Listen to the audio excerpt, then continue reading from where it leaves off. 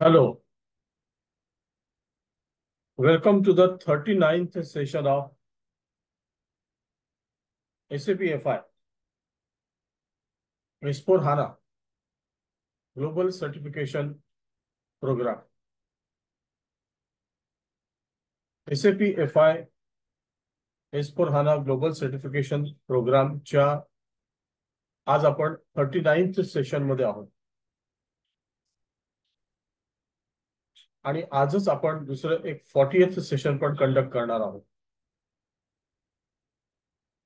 Okay, तो आज म्हणजे today is on 30th June 2024. We will be completing 40 sessions against the expected 100 sessions. म्हणजे साधारण एक 60 सेशनचा आपला अजून एक क्रिएशन राहील, इंटरॅक्शन राहील. Okay, and that's why this is called as global certification, having an international value, having a international recognition even to a graduate student also after having some hands-on experience. आणि त्यामध्ये 38th session मध्ये आपण आपले GL masters create केले होते. Account group पहिल्यांदा create केले, GL masters create केले. आणि आता या GL मास्टर्स मध्ये आपण काय करणार, ट्रान्झॅक्शनल डेटा एंटर करणार. पण अजून बऱ्याच काही काही सेटिंग्स बाकी आहेत. त्यामुळे जर आपण GL मास्टर मध्ये ट्रान्झॅक्शनल डेटा एंटर करायला गेलो तर let us see what challenges we face. So आपण आता एसएपी मध्ये लॉग इन करूया आणि GL मास्टर मध्ये काही ट्रान्झॅक्शनल डेटा एंटर करायचा प्रयत्न करू. So depending upon the warning messages, error messages, we will come to know की कुठली कुठली सेटिंग्स आपल्याला करावे लागतील. Okay, that will be a better way to learn. So I go to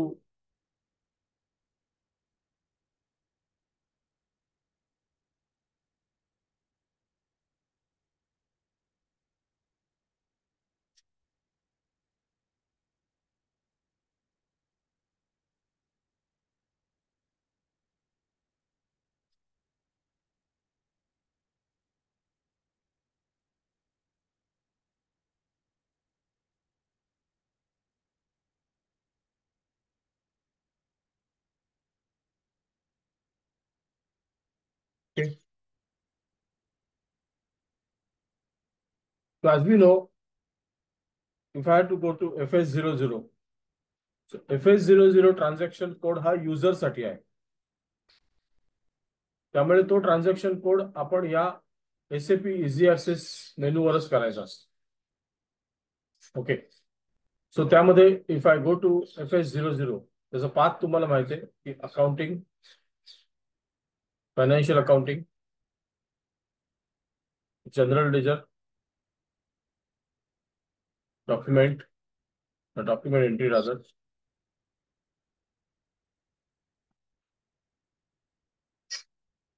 okay. त्यानंतर इथे general posting,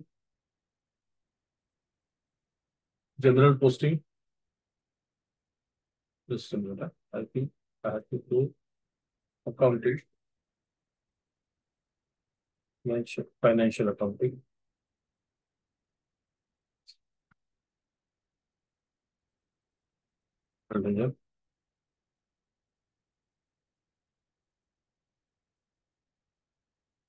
Master records, GL accounts, individual processing, and then system asks for whether you want to create this data, general ledger master, centrally in chart of account or in company code.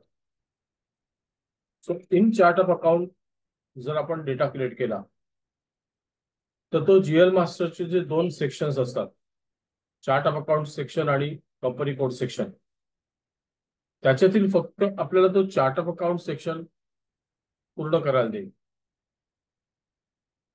आणि company कोडला जर आपण select केलं तर it will allow us to complete only company code related data for that particular company code only.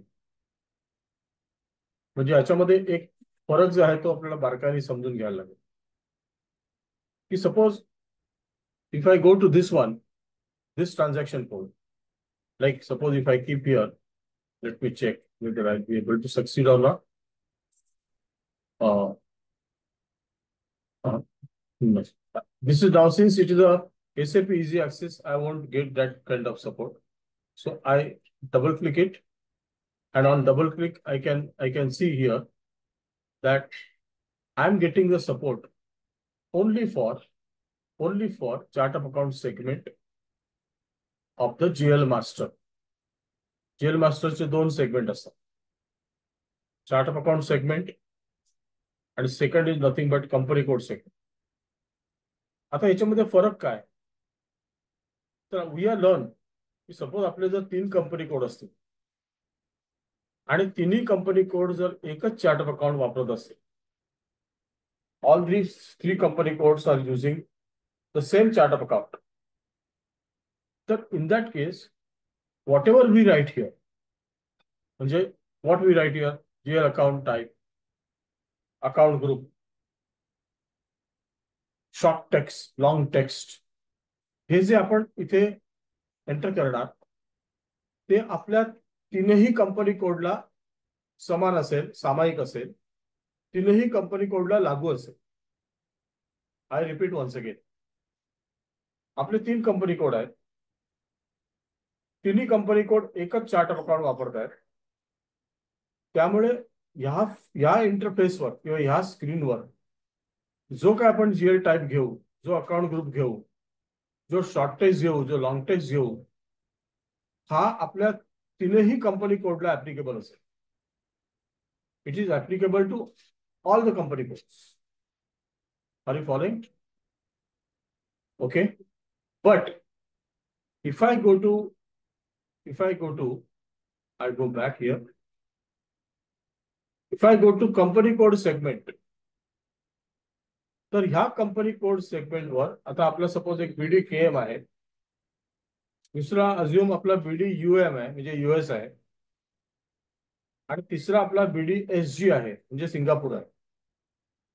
So in that केस ह्या स्क्रीनवर मला प्रत्येक कंपनी कोडच्या रिक्वायरमेंटनुसार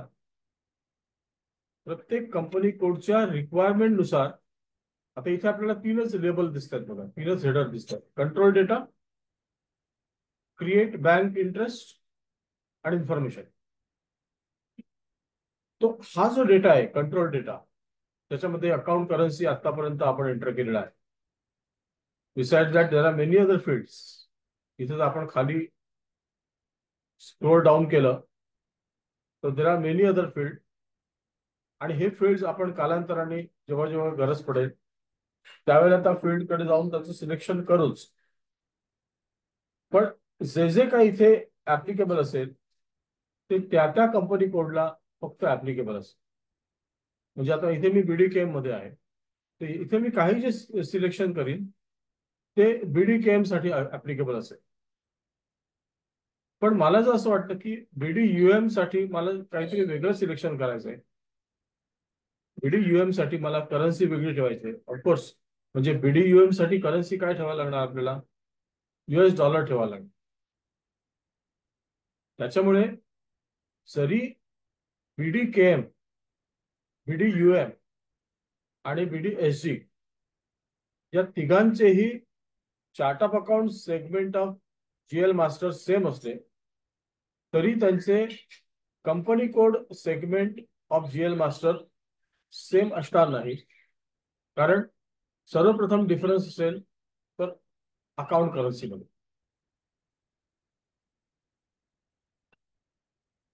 यूएसची करन्सी US डॉलर असेल, सिंगापूरची करन्सी सिंगापूर डॉलर असेल, आणि of course Indian currency is INR. त्यामुळे जेव्हा आपण सेपरेट क्रिएशन करतो त्यावेळेला आपल्याकडे ते एक स्वातंत्र्य राहतं इथे आपण काय सिलेक्ट करायचं. आता आपण काय ठरवलंय, हे चारही जीएल जे आपण आता सेटअप केलेले आहेत ते जीएल आपल्याला इकडे दिसू शकतील. Can if you click to this asset, तर इथे आपण स्टँडर्ड चार्टर्ड बँक हा सिलेक्ट केलाय.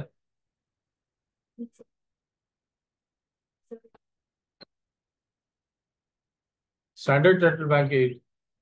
एक्सपेन्सेस केलं तर इथे ट्रॅव्हल एक्सपेन्सेस आहे. ट्रॅव्हल एक्सपेन्सेसला सध्या तरी आपण जाणून बुजून नॉन ऑपरेटिंग एक्सपेन्सेस मध्ये त्याला सिलेक्ट केलेला आहे.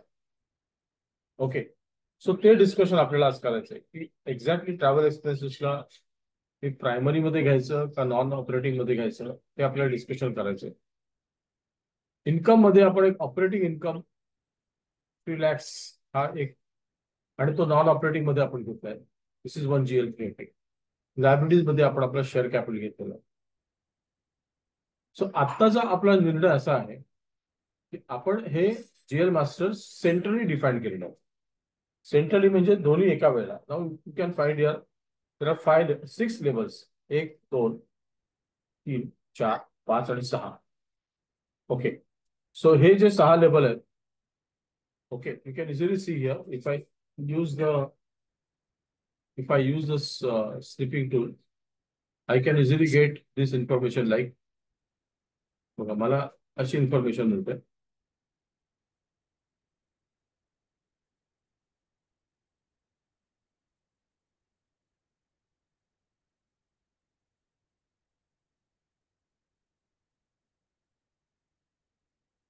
राईट, इथे मला किती हेडर दिसत आहेत.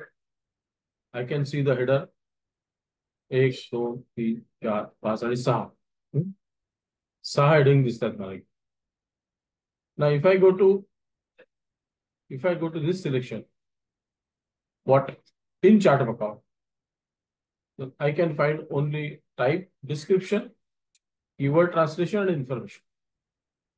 Only type, description, keyword translation and different. मग अशी 6 दिसले होते, आता 3च दिसतात.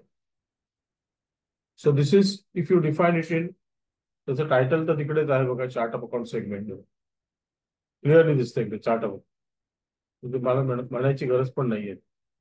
It's very clearly you can see here this is in chart of account segment, है ना, control in chart. Very clearly.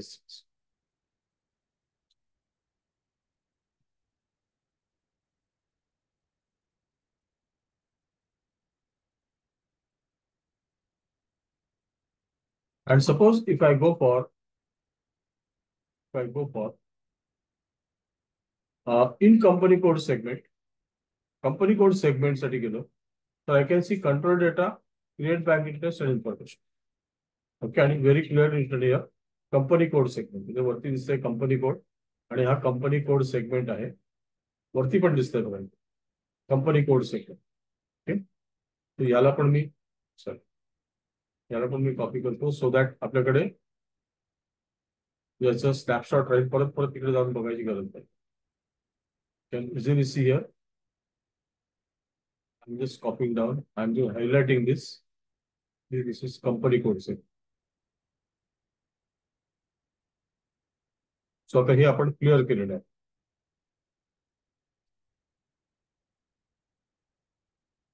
प्रत्येक गोष्टीचे काय काय अर्थ आहेत ते आपण क्लिअर केलेलं आहे. आणि हे जे आहे ते this is nothing but centrally, ते आपल्याला पूर्ण दिसतं, है ना. सो हे जे आहे ते सेंट्रली आहे. हे जे आहे ते this is chart of account segment of GL and this is nothing but company code segment of GL. All right, so हे आपलं डिस्कशन चालू होतं. सो त्याच्यामध्ये I come back. Okay, then I go to centrally. Okay, आणि इथे आपल्याला जो transaction एक रेकॉर्ड करायचं सपोज, तर ह्या एक्सपेन्सेस मध्ये करायचं 4 lakhs. ओके, आणि या 4 lakhs मध्ये जे ट्रान्झॅक्शन आपल्याला एंटर करायचंय ते suppose travel expenses account debit to bank असं आपल्याला करायचं, और bank account debit to share capital. Suppose आपल्याला bank account debit to share capital. So share capital is 1 lakhs आणि bank account is 2 lakhs. Okay, हे दोन काय करायचे मला, FB50 मध्ये हे दोन GL मास्टर वापरायचे. सो याला पाहिजे तर मी असंच ठेवतो ॲज ए \O FB50.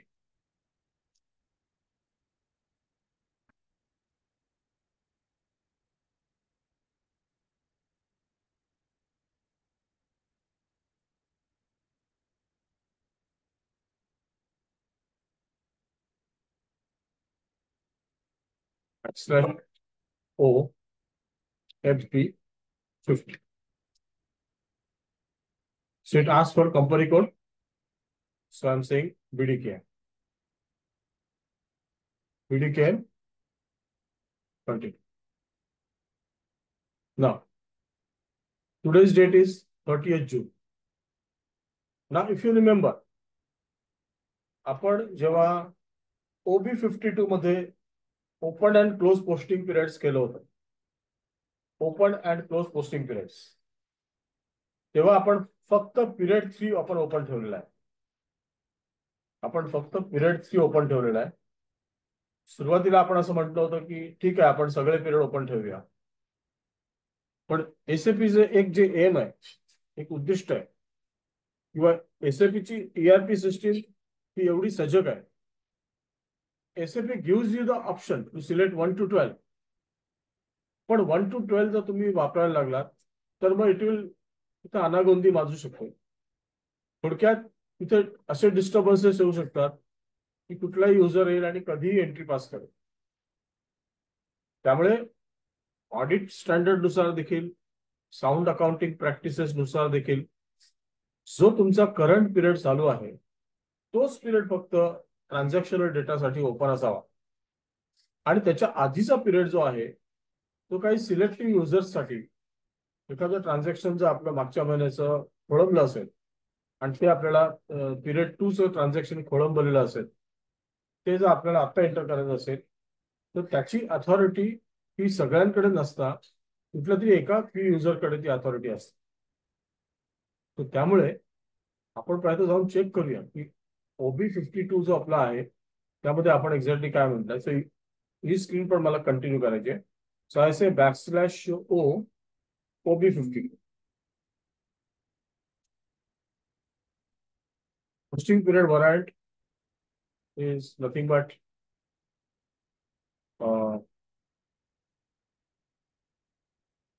काय केलं आपलं पोस्टिंग पिरियड वॉरंट आहे F4 करतो आहे. F4 वर्क होत नाहीये.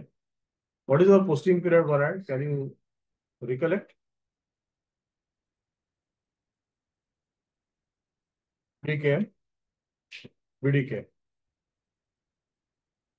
Yes. Okay. So posting period variant you can see here BDKM. Right.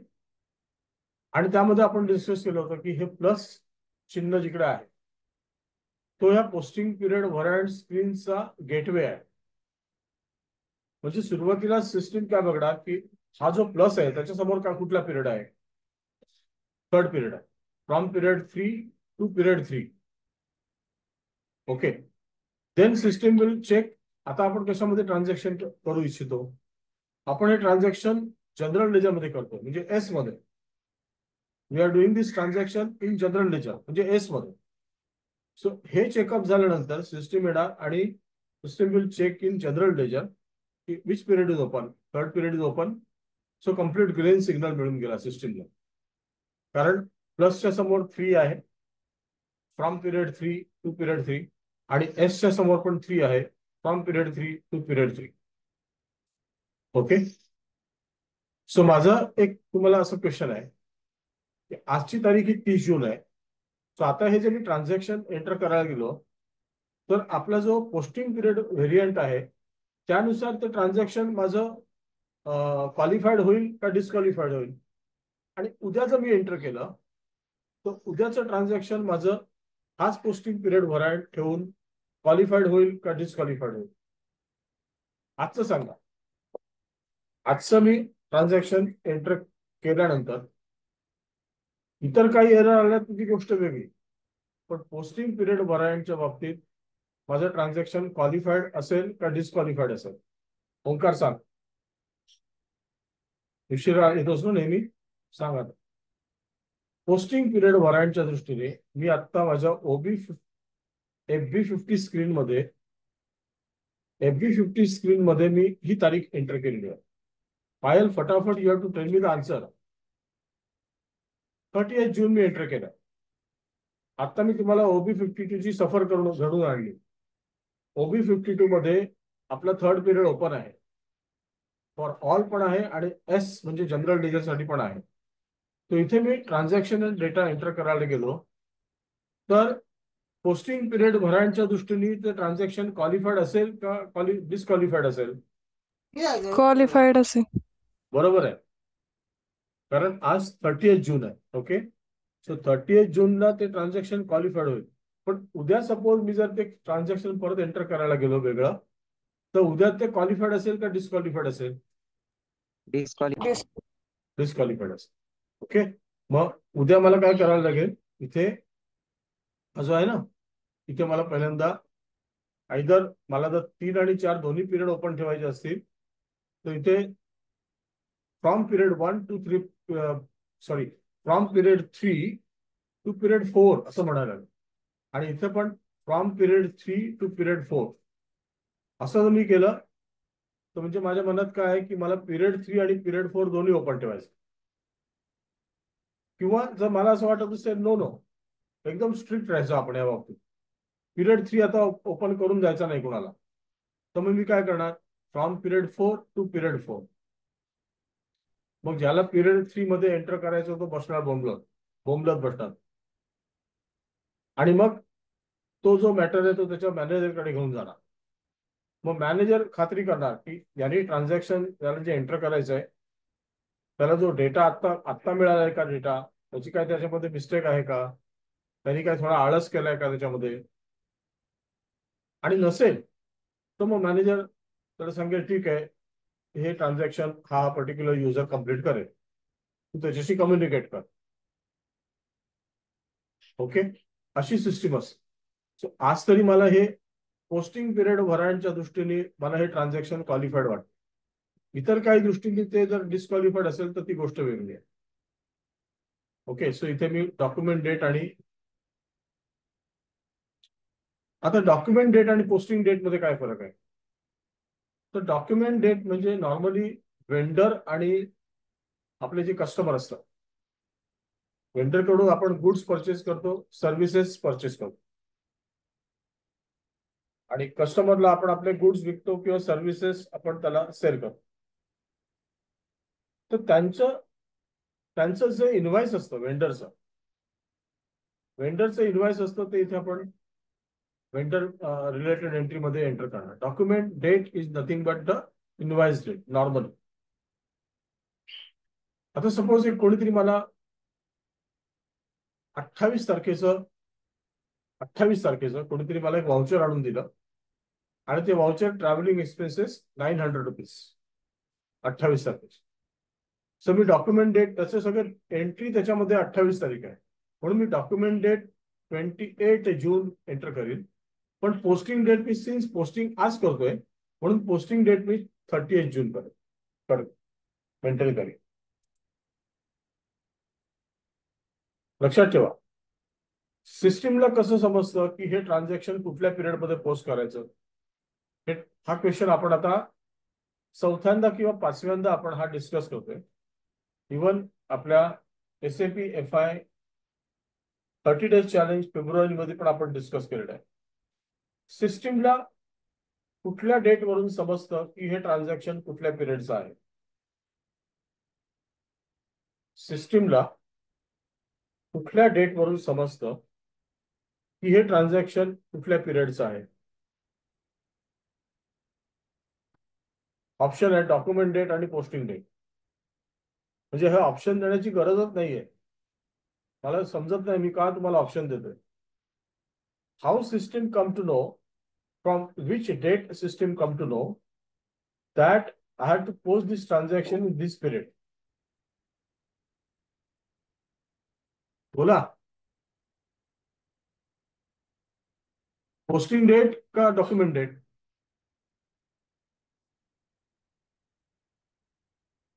Hello पायल, तानिका, ओंकार, ही मी ते पोस्टिंग डेट टाकले, डॉक्युमेंट डेट टाकले. ते डॉक्युमेंट डेट बद्दल तुम्हाला सांगितलं की ज्या तारखेचं ते ट्रान्झॅक्शन असतं, ज्या तारखेचा तो इन्व्हॉइस असतो, ती इन्व्हॉइस डेट आपण टाकत असतो.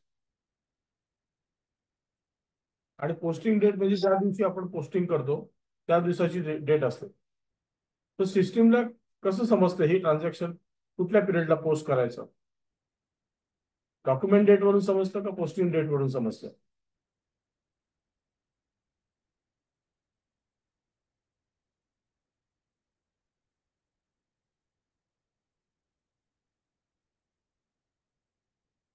सगळा अंधार पसरला डोळ्यासमोर.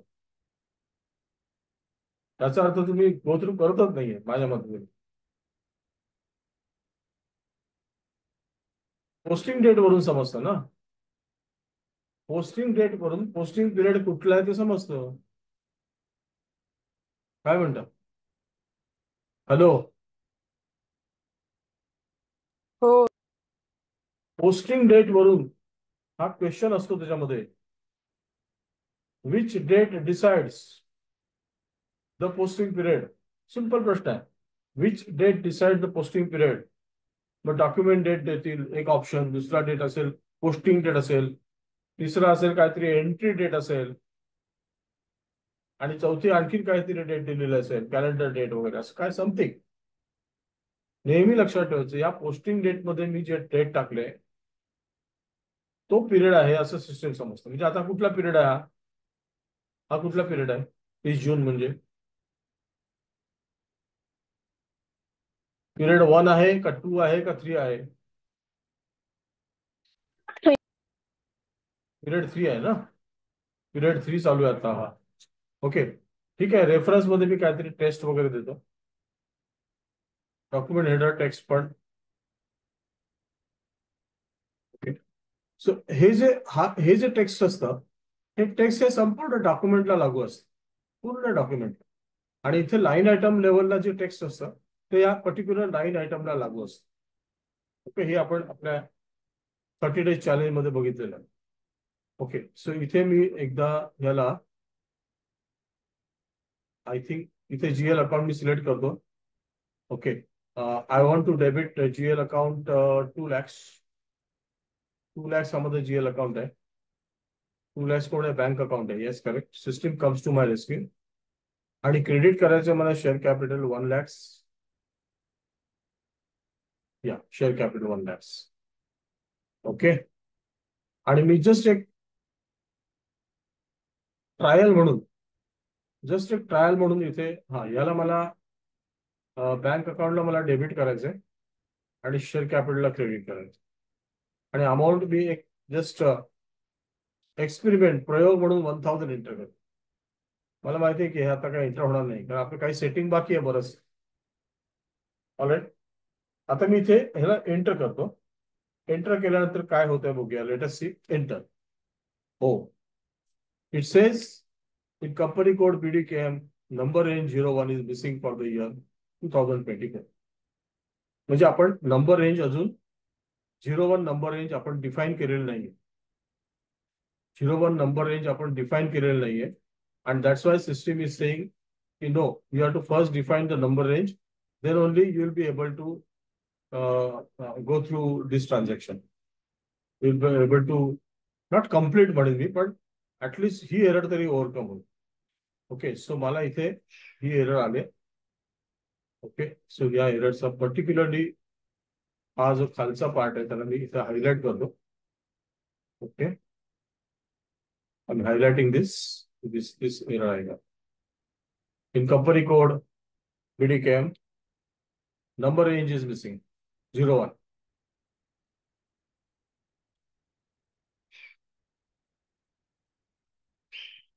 Number range 01 is missing for the year 2024. ठीक आहे, म्हणजे याचा अर्थ नंबर रेंज आपल्याला डिफाईन करावं लागेल.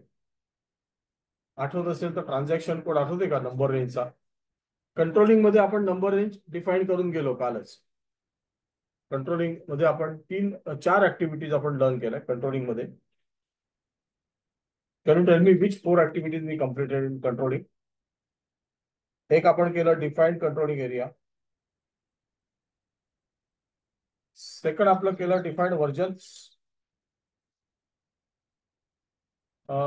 थर्ड आपण केलं assign controlling area to company code. आणि fourth was a new activity which is introduced in S/4HANA, define ledger for CO version. Define ledger for CO version. आणि त्या प्रोसेसमध्ये आपण नंबर रेंज पण कॉपी केली होती. ओके, नंबर रेंज पण आपण त्या प्रोसेसमध्ये कॉपी केली होती. सो ती नंबर रेंजची प्रोसेस आपण ऑलरेडी एक्झिक्यूट केलेली आहे. Okay, so now let us go to financial accounting साठी मला कुठली नंबर रेंज, काय ट्रान्झॅक्शन कोड आहे फायनान्शियल अकाउंटिंगचा, नंबर रेंजचा आपण डिस्कस केलेला आहे ऑलरेडी. त्यामुळे ते म्हणजे माझे फायनान्शियल अकाउंटिंग आणि कंट्रोलिंगचे 24 व्हिडिओ आहेत. 48 व्हिडिओ, 96 तास आपण काम केलेलं त्याच्यावर. 96 तास. तर तो जो 24 अवर्सचा FIचा आणि 24 अवर्सचा कंट्रोलिंगचा जो, त्याच्यावर तुमची आता अथॉरिटी असली पाहिजे. मी काही विचारलं तरी तुमच्याकडे पहिली गोष्ट नोटबुक का रेडी नाहीये. त्या नोटबुक मध्ये कुठेतरी पटकन कंट्रोलिंग फायनान्शियल अकाउंटिंगची नंबर रेंज म्हटल्यानंतर त्या पर्टिक्युलर पेजकडे ते तुम्हाला नॅव्हिगेट करता आलं पाहिजे. म्हणजे रेफरन्स घ्यायची गरजच नाही पडली पाहिजे अशी तयारी पाहिजे. मी परत सांगतो एकदा, मी तुम्हाला सांगतोय की daily 8 hours, because you don't have any obligations now, don't have any liabilities. तुम्हाला फक्त अभ्यास करायचा आहे, ते पण पुढचे 4 महिने. लोक 4 वर्ष घालवतात करिअर एस्टॅब्लिश करण्यासाठी, तुम्हाला फक्त 4 महिने, 4 months. ओके, सानिका सांग बघू नंबर रेंज काय. सगळ्यांची तयारी बघतो मी आता. आणि असं जबरदस्त होमवर्क देणार तुम्हाला, तो झाल्याशिवाय मी तुम्हाला जोडणारच नाही आता. काय बरं नंबर रेंजचं, ओंकार काय तुझं चाललंय रे, मला समजत नाही. नंबर रेंजचा ट्रान्झॅक्शन कोड काय? FBN1. बरोबर आहे, परफेक्ट, परफेक्ट आहे. FBN1 असं पटकन आलं पाहिजे. इतकी आपली तयारी असली पाहिजे, इतकी तयारी असली पाहिजे की FBN1. Okay, so FBN1. Okay, so मी FBN1 वर जातो आता. याच्यापूर्वी एक स्क्रीन मला ही नसली तरी चालेल बहुतेक. आता मी इथे \n करतो, \n SPRO.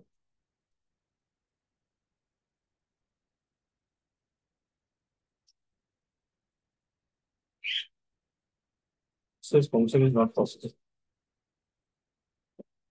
No, but it is revolving.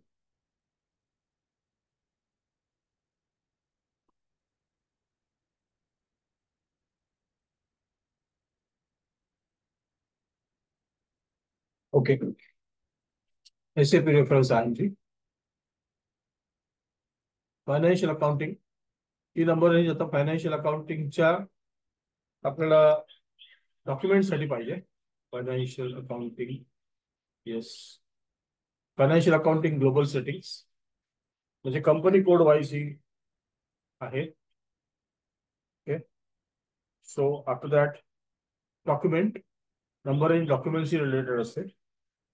आणि इथे डॉक्युमेंट नंबर रेंजेस बघा, हे document number ranges, document number. So define document number ranges. If I just go to this one, define document number ranges. इथे cursor ठेवायचा. Okay, इथे more मध्ये जायचं. Additional information, additional information, display key,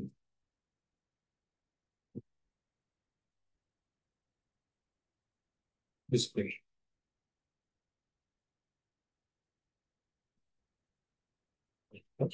display key आणि IMGM है ना. FBN1, perfect. FBN1, okay, FBN1, copy to company code, copy to company code OBH2, copy to fiscal year OB41.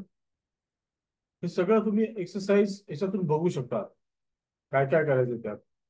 Copy to company code OBH1, copy to fiscal year OBH2. So सध्या तरी आपल्याला पाहिजे, आता मला ते number रेंजचं जे आहे, just a minute.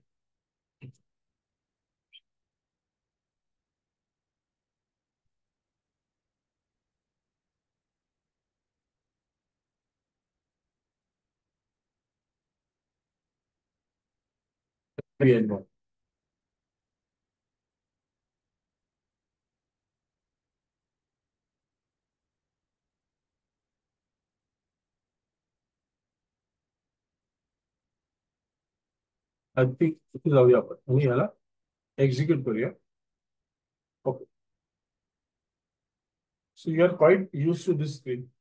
आपण हे कंट्रोलिंग मध्ये पण केलंय, फायनान्शियल अकाउंटिंग मध्ये पण केलंय, आणि त्या FI 30 डेज चॅलेंज मध्ये फेब्रुवारी बॅच मध्ये आपण ही ऍक्च्युली क्रिएट केलेली आहे. क्रिएट आज कॉपी करूया. ओके.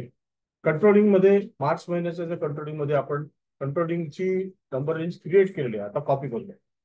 सो मी इथे ना just BDKM I am typing, आणि BDKM मध्ये काही नंबर रेंज आहे का, इंटरव्हल, आणि ऑफकोर्स ती नसणार कारण आपण अजून ती डिफाईन केलेलीच नाहीये. So I write here BDKM, आणि हे पेन्सिल सारखं जे सिम्बॉल आहे, पेन्सिल, ज्याचं डिस्क्रिप्शन आहे चेंज इंटरव्हल, हे जे आहे ते डिस्प्ले इंटरव्हल आहे, आणि हे चेंज इंटरव्हल आहे. त्याला मी डबल क्लिक करतो. So nothing, this is blank, complete blank. Complete blank आहे कारण आपण अजून काही ऍक्टिव्हिटी केलेलीच नाहीये नंबर रेंज, तर ती आपल्याला करायची आहे. सो आय गो बॅक, इथे जातो. ओके. आणि इथे वरती कॉपी बटन आहे, copy sub object, right, copy sub object. So copy sub object मध्ये इथे I go to this one, copy sub objects. कुठून कुठे कॉपी करायचे, तर मला I am saying and telling the system की मला 1710 हा जो स्टँडर्ड कंपनी कोड आहे त्याच्यातून BDKM ला करायचं. Okay. From 1710 to BDKM I want to copy.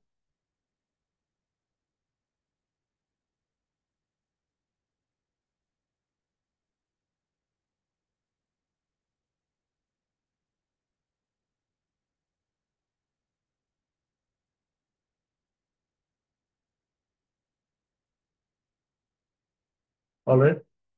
So let's click on copy. हा नंबर रेंज इंटरव्हलचा एक मेसेज आला, त्याला आपण ऍक्सेप्ट करूया.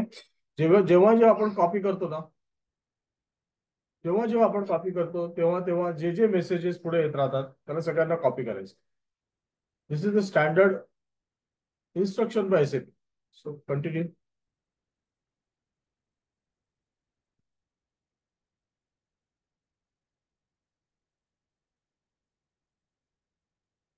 So it is taking time to copy that.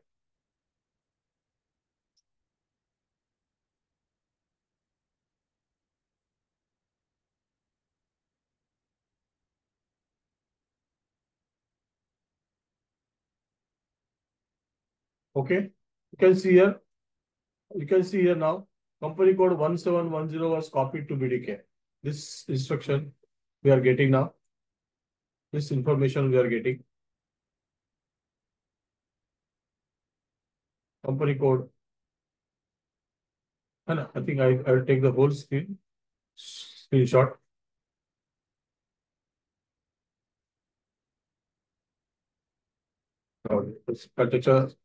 Immediately after that, so this is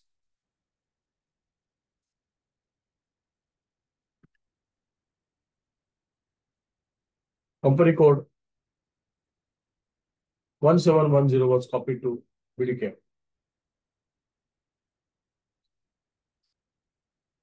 All right.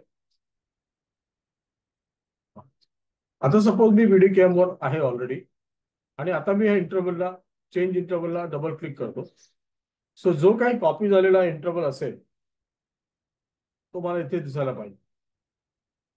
हो, can see त्यांनी बराच मोठा डेटा कॉपी केलाय. अगदी 2018 पासून सगळा बंदोबस्त करून ठेवलाय. आपला कन्सर्न 2024चा आहे. 2024 मध्ये आपल्याला ह्यांनी नंबर दिले 1 पासून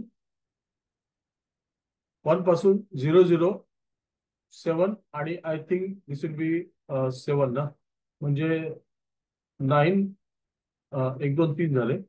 सो 7 वेळा 9, 7 वेळा 9 ही आपली नंबर रेंज 24 साठी आहे.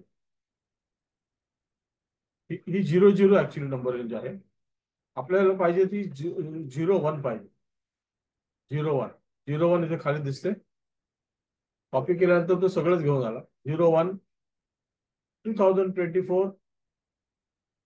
हा, 018 टाइम्स 0 टू 018 टाइम्स 9 ही आपली एसे डॉक्युमेंटची, ही आपली एसे डॉक्युमेंटची जे जनरल लेजर डॉक्युमेंटची ती नंबर रेंज आहे 01.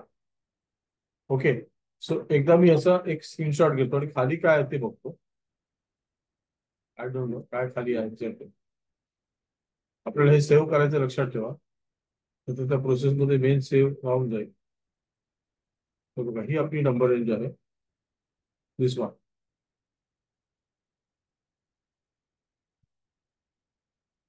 आता नंबर रेंज स्टेटस 0 आहे, म्हणजे आपण एकही नंबर वापरलेला नाहीये. तर in R status we are discuss already number range status 0 आहे. आपलं नंबर रेंज सुरू झाले 2024 ची 018 टाइम्स 0 टू 018 टाइम्स 9.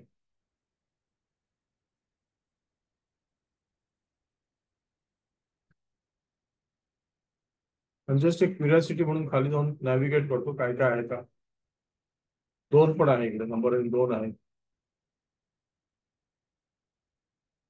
3 आहे, 4. हो, सगळंच घेऊन आलो. Everything it has taken. 10, 11. हा कॉपीचा एक ऍडव्हान्टेज पण आहे की जेवढी सिस्टीम मध्ये नंबर रेंज असते ती सगळीच्या सगळी कॉपी करून घेऊन आलो. आता हे 14, 15 हे नॉर्मली आपण 14 ही कस्टमर साठी वापरणार, 17 ही वेंडर साठी वापरणार, 19 वेंडर साठी वापरणार. सो आता आपल्याला नंबर रेंजची चिंता नाही आहे, कारण इनफ नंबर रेंज सिस्टीमने आपल्याला 1710 मधून कॉपी करून दिलेली आहे. राईट. 20, 21 जेवढी पाहिजे तेवढी नंबर रेंज आपण इथे काही लोकांनी आपली स्वतःची पण डिफाईन केलेली आहे. X1 वगैरे कोणीतरी डिफाईन केलं असणार.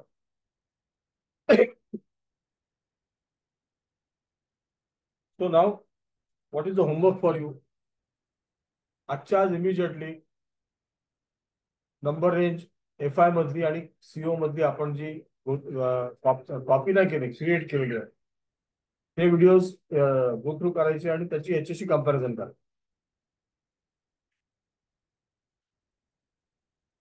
क्रिएट पण केलं आपण, कॉपी पण केलं.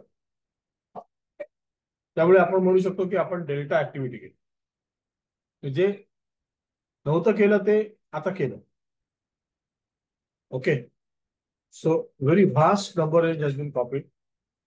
एकदा याला मला एंटर करावं लागेल आणि मग सेव्ह करावं लागेल. एंटर आणि सेव्ह.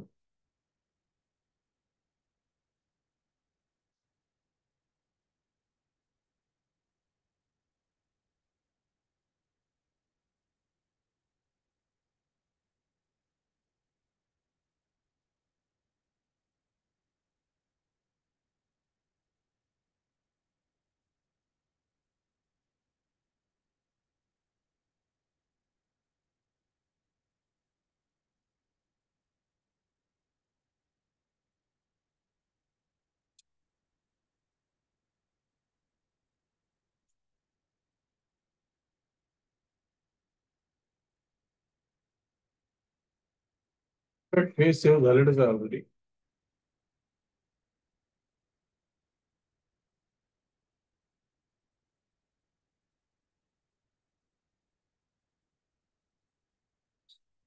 उस समय।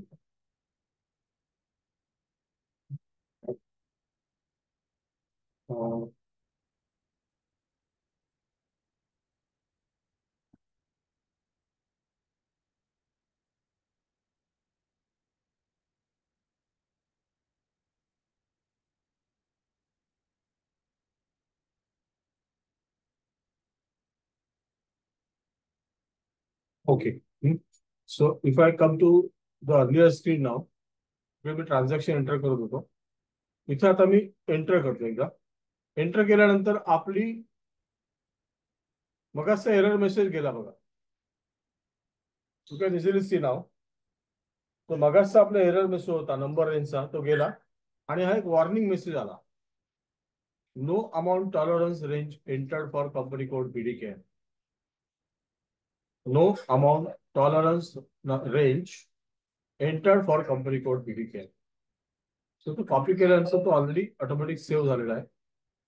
So I go to this one आणि आत्ताची जी वॉर्निंग एरर आहे, मेसेज आहे, त्याला मी हायलाइट करतो.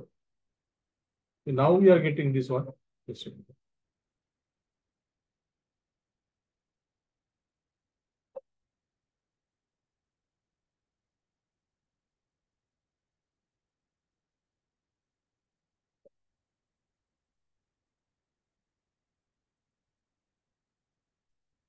ओके. आता हा वॉर्निंग मेसेज असल्यामुळे आपल्याला माहिती आहे की आपण हे पण लर्न केलेलं आहे की टॉलरन्स ग्रुप आपल्याला डिसाईड करावा लागतो किंवा ठरवावा लागतो, सुनिश्चित करावा लागतो. कारण सिस्टीमच्या या सगळ्या रिक्वायरमेंट्स आहेत. ERP सिस्टीमच्या ह्या रिक्वायरमेंट्स आहेत की तुम्ही ज्या ज्या वेळेला तुम्ही जनरल लेजर मास्टर्स डिफाईन करताय, तो जनरल लेजर मास्टर जेव्हा ट्रान्झॅक्शनल डेटासाठी युजर्स वापरतील, त्यावेळेला कुठल्या युजरला तुम्हाला कितपर्यंत अथॉरिटी द्यायची, किती अमाऊंट पर्यंत, हे आपण सिस्टीमला सांगायला लागतो. जर ते आपण सांगितलं नाही तर सिस्टीम आपल्याला पुढे जाऊन देणार. And this is, you can say this is one audit check. हा एक इंटरनल चेक आहे, इंटरनल कंट्रोल आहे की कुठल्याही युजरला आपण कोट्यावधी रुपयाची ट्रान्झॅक्शन करायला द्यायची नाही.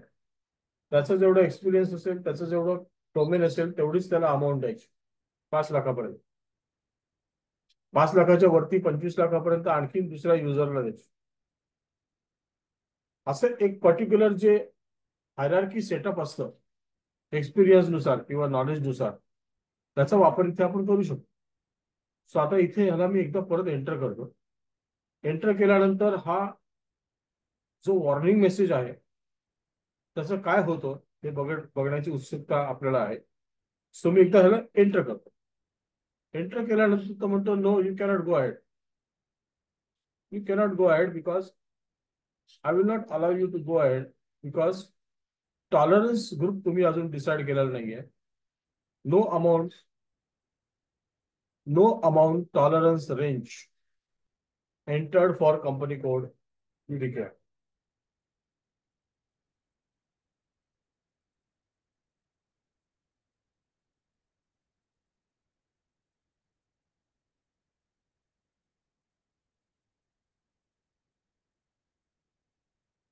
हा एरर मेसेज आहे.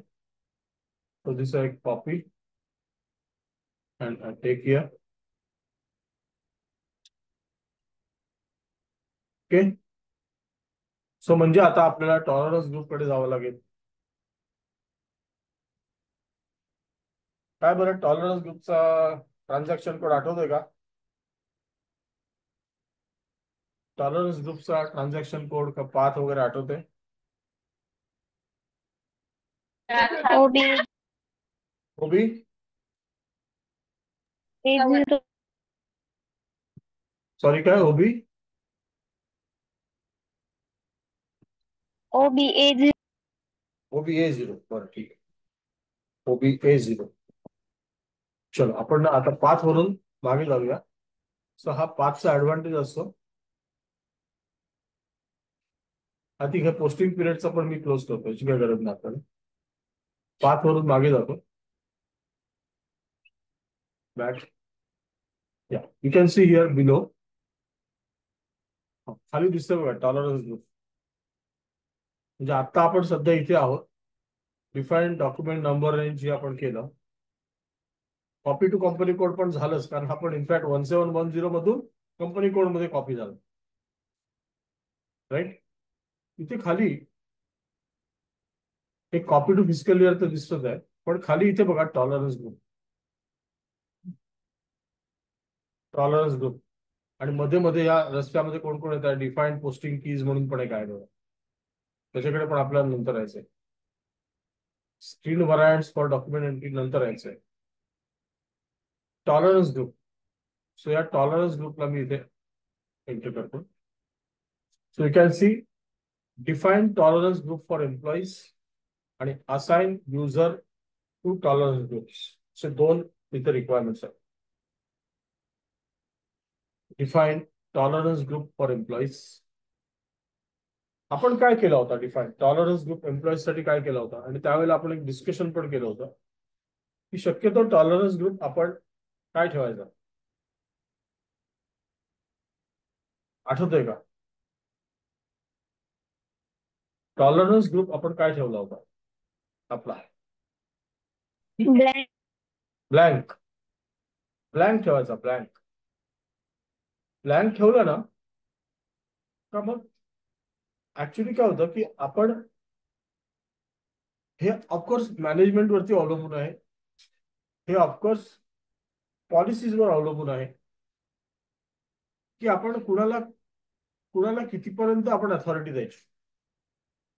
पण शक्यतो इथे आपण ह्या पहिल्या स्क्रीनवरती टॉलरन्स ग्रुप फॉर एम्प्लॉईज मध्ये आपण टॉलरन्स ग्रुप ब्लँक ठेवतो, कारण कुणाला काय अडचण होऊ नये. पण नंतर नेक्स्ट स्टेपला काय करतो, जर आपल्याला असं वाटत असेल की याची गरज आहे, तर मग आपण टॉलरन्स ग्रुप डिफाईन करतो आणि तो त्या युजरला असाइन करतो. म्हणजे एखादा युजर जर आपल्याला वाटत असेल की त्यांनी ह्या पर्टिक्युलर रेंजच्या पलीकडे जाऊ नये, तर आपण त्याचा टॉलरन्स ग्रुप डिफाईन करतो आणि मग तो त्याच्या युजरला असाइन करतो. सो अच्छा, ट्रान्झॅक्शन कोड OBA4 आहे. तुम्हाला ABA0 सांगितलंस. OBA4 दिसतोय तुम्हाला आणि असाइनचा OB57 दिसतोय. जस्ट करेक्ट दिस. OBA4 किंवा तू सानिका परत एकदा चेक कर ECC मध्ये. जनरल. सॉरी, OBA4 दिसतोय ट्रान्झॅक्शन कोड. OBA4 आणि याचं काय OB57. हे पण लिहून घ्या. तर मला ते इथे ना, suppose if I go to take a picture, ते डिसअपिअर होत आहे.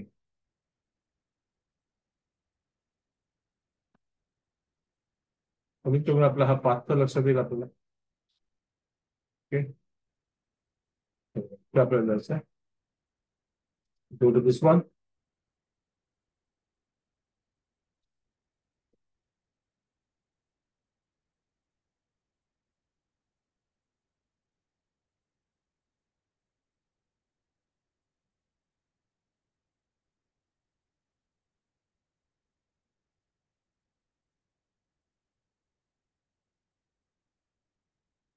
चल, सो OBA4 आहे आणि त्याला मी एक्झिक्यूट करतो. So now you can see tolerance group. Almost everybody has kept blank. Almost everybody has kept blank here. Okay. So हा आपला जो हा मी सिलेक्ट करतो. Right. I can select this.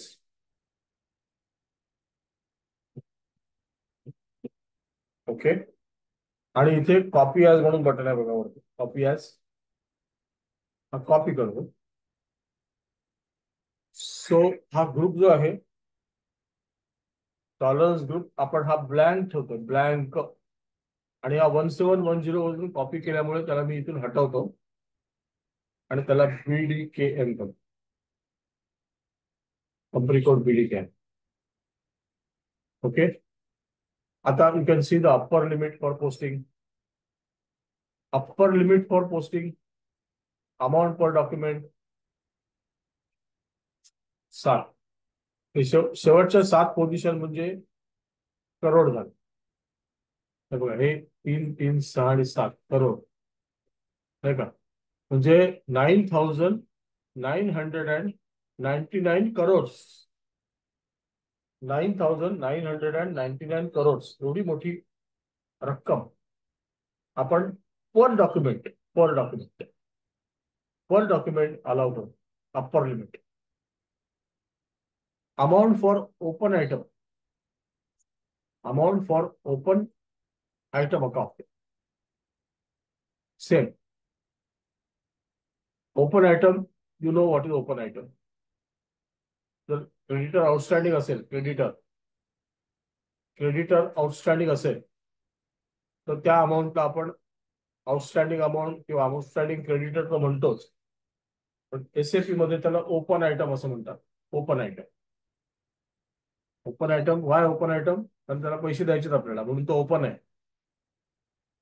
Cash discount per line item, of course आपण हे सगळं discuss करणार आहोत वेंडरमध्ये.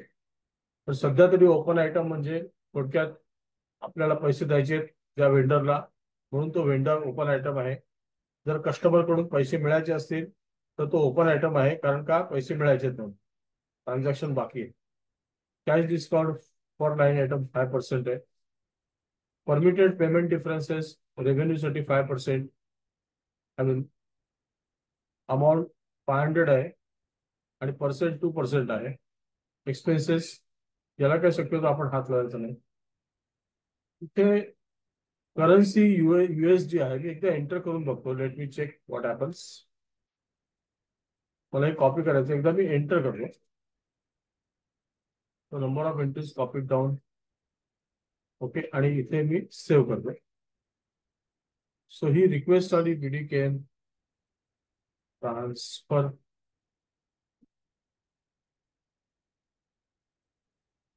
I double click this now. You can see the miracle here. Now, since the system knows if BDKM is maintaining currency INR, BDKM is maintaining currency INR, system ने automatically ते USD काय केलं, INR मध्ये convert केलं. आपण काहीच केलं नाही, सिस्टमने ते ऑटोमॅटिकली कन्वर्ट केलं. So that's why here I say हे कन्वर्जन इथे मला एक ऑटो दिसला. जसं आपण BDKM इथे लिहिलं 17च्या जागी 17 होतं, 1710 होतं, तेव्हा USD होतं.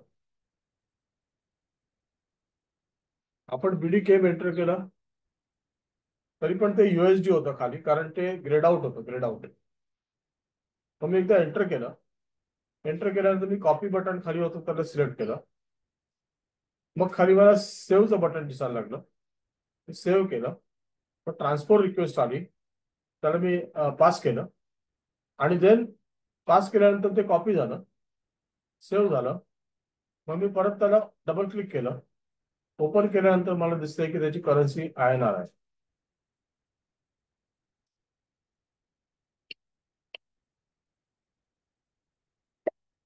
सो आता हे जे आपण केलंय हे जस्ट एक मेमरी म्हणून इकडे मी घेऊन ठेवतो.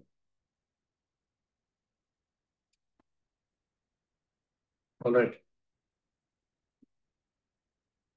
चला, म्हणजे टॉलरन्स ग्रुप तरी आपण सेटअप केलेला आहे. ब्लँक टॉलरन्स ग्रुप ठेवलाय, म्हणजे थोडक्यात कुणालाही काहीही अडचण येऊ नये यासाठी आपण ब्लँक टॉलरन्स ग्रुप ठेवलाय.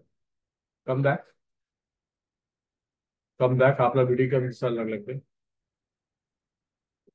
आता हा जो आहे हा आपण मागच्या वेळेला पण डिसाइड केला.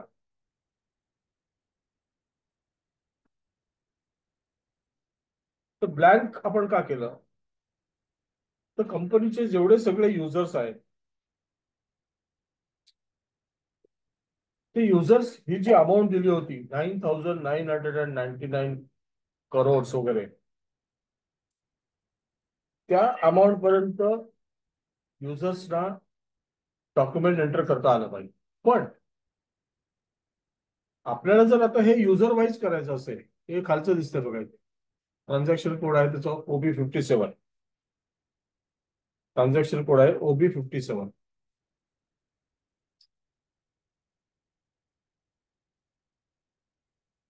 OB57. हे जर युजर वाईज करायचं असेल तर मग आपल्याला काय करायला लागेल, मल्टिपल टॉलरन्स ग्रुप क्रिएट करायला लागेल. आपल्याला मल्टिपल टॉलरन्स ग्रुप क्रिएट करावा लागतो. एक्झाम्पल, एक टॉलरन्स ग्रुप आपल्याला मॅनेजरसाठी बनवावा लागेल. दुसरा टॉलरन्स ग्रुप आपल्याला सिनियर मॅनेजरसाठी बनवावा लागेल. तिसरा आपल्याला अकाउंटंटसाठी बनवावा लागेल. चौथा आपल्याला अकाउंट असिस्टंटसाठी बनवावा लागेल. आणि मग असे टॉलरन्स ग्रुप बनवून मग त्या प्रत्येक युजरला आपल्याला ते असाइन करावं. Transaction code OB57. पण हे जे आहे तुम्हाला माहिती की याला मी जर इथे एक्झिक्यूट केलं तर आपली पंचायत काय, पहिल्यांदा आपण हे सँडबॉक्स मध्ये आहोत. We are into dummy software SAP. We are not into production. त्यामुळे ह्या अमाऊंटचं गांभीर्य आपल्याला इकडे नाही आहे अजिबातच. प्रोडक्शन मध्ये जिथे करोडो रुपये व्यवहार होतात तिथे याचं गांभीर्य असू शकतं, पण इथे तसं गांभीर्य नाहीये. त्यामुळे इथे आपण ते काय, आणि आपल्याला युजर ID फक्त आपल्याच माहिती आहे, स्वतःचाच माहिती आहे. हा जो 3010 हा सपोज आपला आहे तर आपल्याला फक्त आपलाच माहिती आहे, आणि आपल्याला आपण कशाला बंधनात अडकून घ्यायचं. त्यामुळे आपल्यासाठी आपण त्यांना एकदम फ्री एंट्री ठेवलं त्यामध्ये. पण जर तसं करायचं असेल तर आपल्याला टॉलरन्स ग्रुप जो आता बनवला तो 999 इतकी मोठी रक्कम होती, ती फक्त एकदम हायएस्ट म्हणजे एकदम हायएस्ट जो फायनान्स मॅनेजर आहे त्यालाच तेवढी अथॉरिटी ठेवायची. ओके, मॅनेजर अकाउंट्स आहे त्याला त्याच्यापेक्षा खाली अमाऊंटची ठेवायची, कमी अमाऊंटची ठेवायची. अकाउंटंटला त्याच्यापेक्षा कमी अमाऊंटची ठेवायची, आणि अकाउंट असिस्टंटला त्याच्याही पेक्षा खाली अमाऊंटची ठेवायची. म्हणजे आपण 4 टॉलरन्स ग्रुप क्रिएट केले, 4. आणि मग प्रत्येक युजरच्या समोर जाऊन तो टॉलरन्स ग्रुप त्याला असाइन करायचा आणि सेव्ह करून टाकायचा. तर ही ऍक्टिव्हिटी रिअल लाईफ मध्ये नेसेसरी असेल, ती मॅनेजमेंट पॉलिसीवर अवलंबून असते, तर ती करायची. अदरवाईज चला आपण इथे शक्यतो काय करायचं नाही. ठीक आहे, चलो आपण आपल्या FB50 कडे जाऊया. FB50 मध्ये आता ही जी एरर आलेली होती, ओके, ती एरर मी आता परत एकदा एंटर करतो with this hope, with this expectation की आता ही मला एरर यायला नाही पाहिजे. ओके, सो मी एंटर करतोय आता, आणि तुम्ही इथे बघत राहा प्लीज. मी एंटर करतोय, आपण इथे बघूया काय होतंय. हो, ती एरर निघून गेली. ती एरर निघून गेली आता. म्हणजे now system is cooperating with us. System is telling us, listen, system is telling us कि now I have understood that you have defined your tolerance group, you have defined your number ranges, but an entry is required in the value date field for account 2 lakhs. An entry is required in value date field for account 2 lakhs. याचा अर्थ मला तुम्ही तुमच्यापैकी कोणी सांगू शकेल का?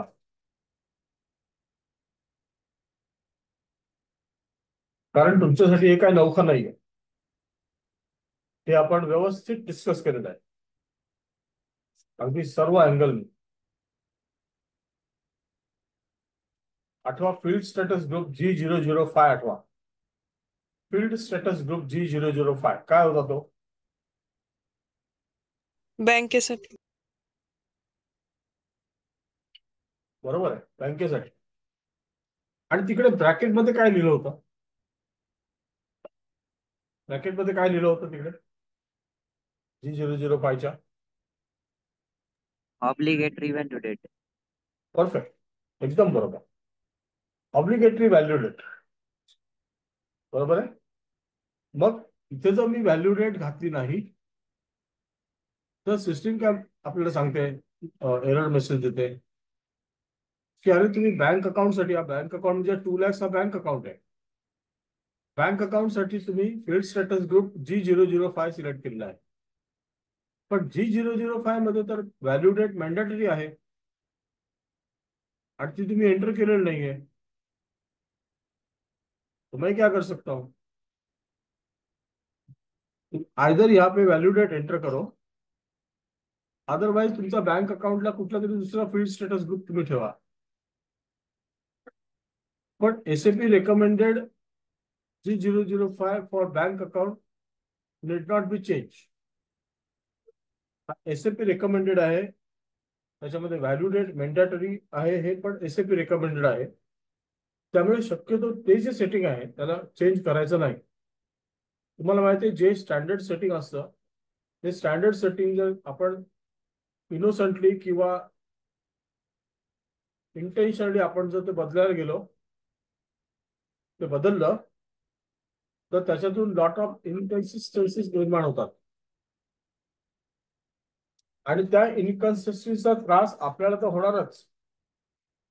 पण त्याचबरोबर ही जी सिस्टीम जे इतर युजर्स वापरतायत त्यांना पण वारंवार त्यांच्या वर्किंग मध्ये अडथळे येत राहणार.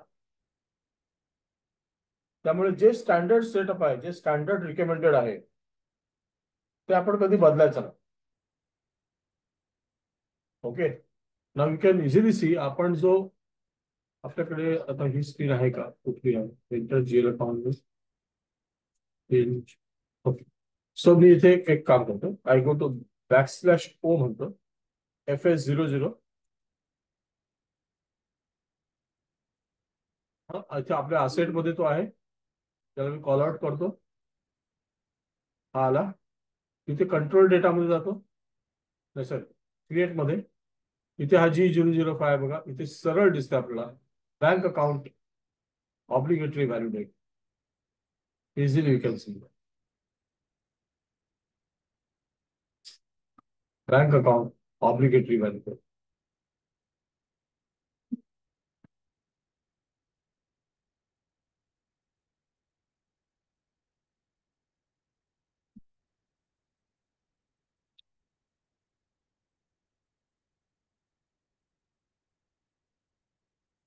याला जर मी डबल क्लिक केलं तर तो ओपन होणार आणि इथे पेमेंट ट्रान्झॅक्शन मध्ये बघा, पेमेंट ट्रान्झॅक्शन है ना, value date required field, value date required field आहे, रिक्वायर्ड म्हणजे मॅन्डेटरी आहे थोडक्यात, मॅन्डेटरी आहे. त्याच्यामुळे त्याच्याशी आपण खेळून चालणार नाही. Very clear required.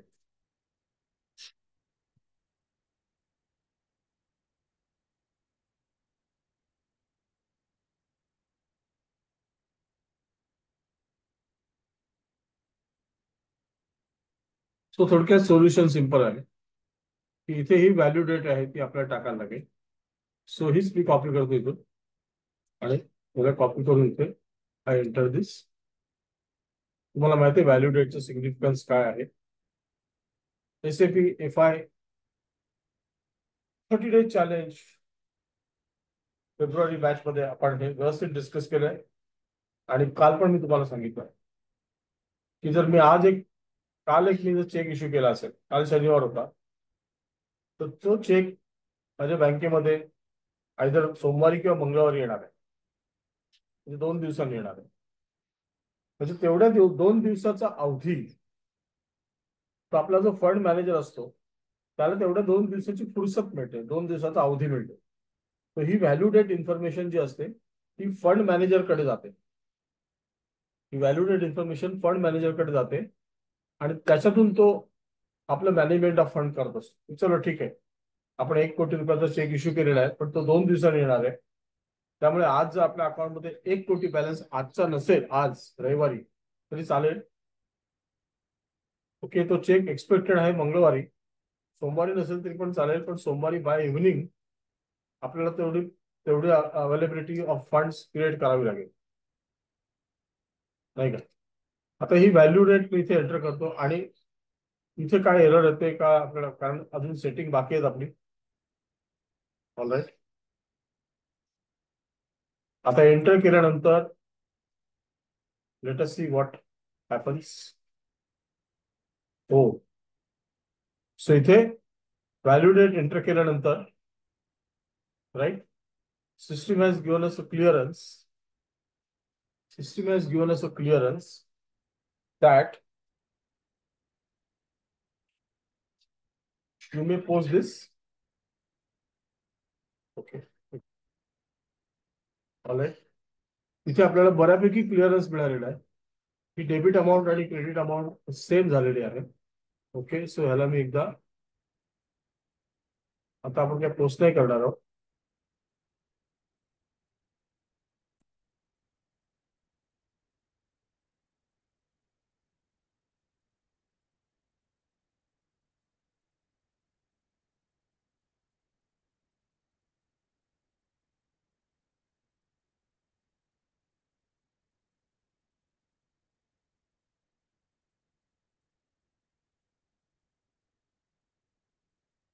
हा, आता इथे ना डॉक्युमेंटच्या मोर मध्ये मी गेलो आणि डॉक्युमेंटच्या समोर बघा, डॉक्युमेंट चेंज म्हणून आहे, डिस्प्ले म्हणून आहे, पोस्ट म्हणून आहे.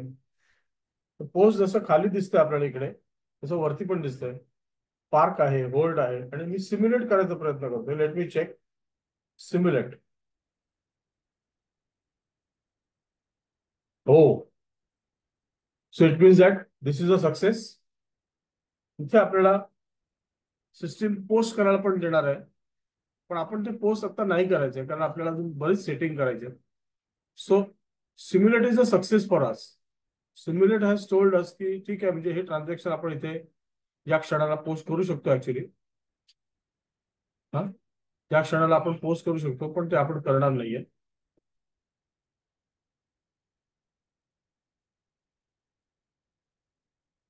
सो मी इथे लिहितोय,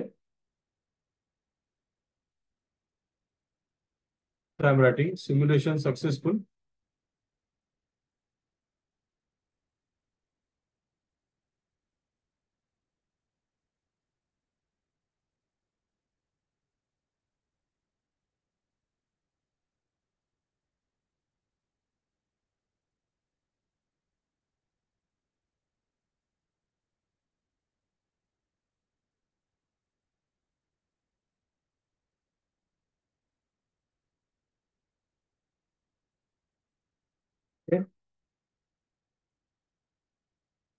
पोस्टिंग, आपण पोस्टिंग नाही करत.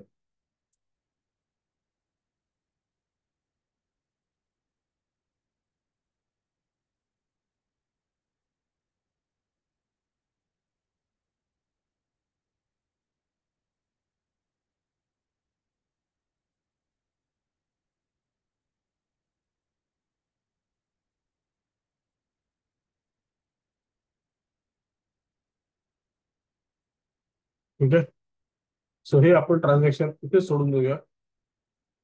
तर इझिली सी हिअर, हा डॉक्युमेंट नंबर ऑटो जनरेट होणार आहे. ऑटो जनरेट होणार.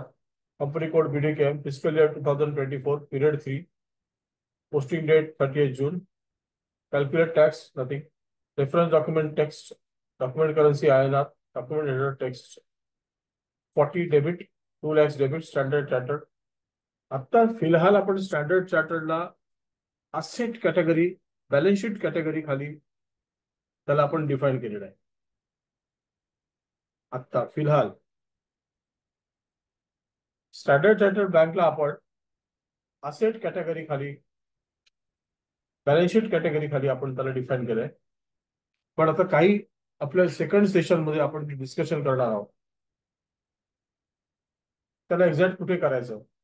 ते कॅश अकाउंट नावाचं एक नवीन फील्ड होतं, ते S4 हानामध्ये कॉन्फिगर केलेलं आहे.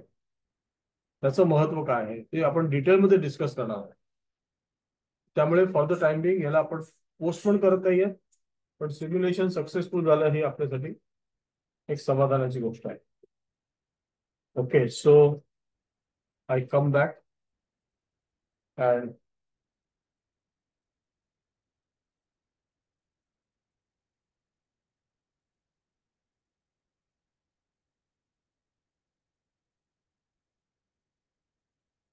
sorry.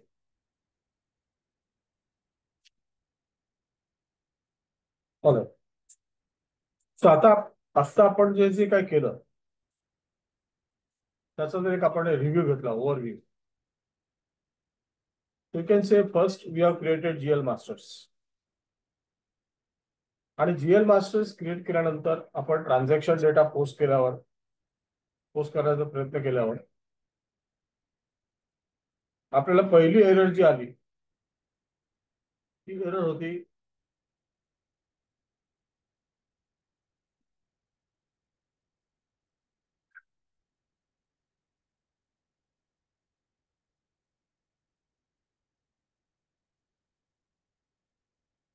पहिली एरर जी होती it was this one. In company code BDCAM, number range 01 is missing for the year 2024. So आपण म्हणून नंबर रेंज कॉपी केली BD 1710 मध्ये. त्यासाठी आपण FBN1 ट्रान्झॅक्शन एक्झिक्यूट केलं. कंपनी कोड 1710 मधून नंबर रेंज कॉपी केली.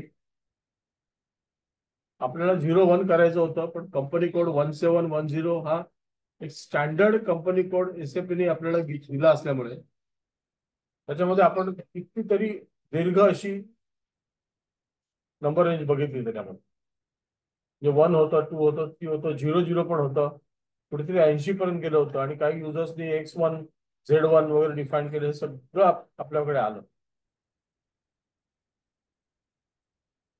त्यानंतर हे FBN1 म्हणजे नंबर रेंजची जी अडचण होती त्याच्यावर मात केल्यानंतर परत आपण FB50 कडे गेलो. आणि FB50 कडे गेल्यानंतर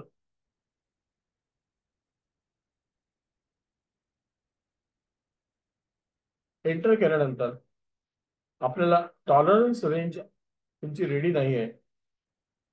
no tolerance, no amount tolerance range entered for company code BDCAM असा आपल्याला मेसेज तिकडे मिळाला.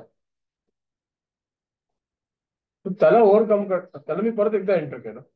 एंटर केल्यानंतर मला चक्क एरर मेसेज मिळाला. तो सिस्टम सेज की रास्ता बंद है unless and until you define your number range for the amount tolerance, sorry, not number range, amount tolerance range, you will not be able to move ahead. त्यामुळे आपण या setting खालीच असलेला टॉलरन्स ग्रुप मध्ये आपण आलो. तिथे 2 टॉलरन्स ग्रुपच्या ज्या एक्झिक्युशन्स आहेत त्याच्याबद्दल चर्चा केली.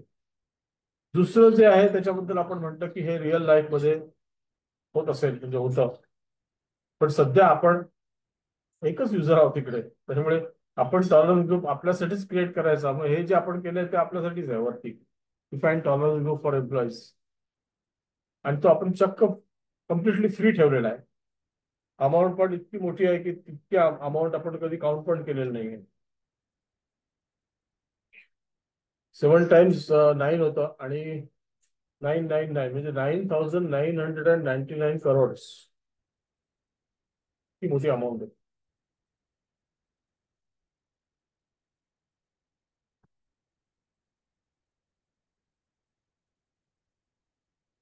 ओके, सो आपण ह्याला एक्झिक्यूट केलं डिफाईन टॉलरन्स ग्रुप. ओके, आणि मग इथे एक्झिक्यूट केल्यानंतर इनफॅक्ट आपण कॉपी केलं 1710 मधून. त्याचं नाव बदललं BDCAM. पण नाव बदलताना मला इथे हे करन्सीचं जे फील्ड होतं ना ते USDच होतं आणि ते ग्रेड आउट होतं. अमाऊंट बघा केवढी मोठी आहे. एवढ्या अमाऊंटचं काय आपण पौष्टिक करणार होतं. आपल्या कंपनीचा टर्नओव्हर पण नाही एवढा. आपलं 10 वर्षाचा टर्नओव्हर आहे. त्यामुळे एवढी मोठी अमाऊंट आपण काय, पण सिस्टीम कडून आपण परमिशन घेतलेली आहे की एवढी मोठी अमाऊंट असेल तर आम्ही ते एंटर करू शकतो. त्यामुळे प्रत्येक जण काय करतो, आपल्या हे जर एसएपीने स्टँडर्ड दिलेलं आहे, प्रत्येक जण आपापल्या गरजेप्रमाणे ते करत असावं, करत असतो. झालं. मग हे झाल्यानंतर आपण चलो म्हणजे नंबर एनचा प्रॉब्लेम निघून गेला. मग त्याच्यानंतर आपल्याला अजून एक एरर आली. ती एरर होती बाबा, कुठे गेलं स्क्रीनशॉट,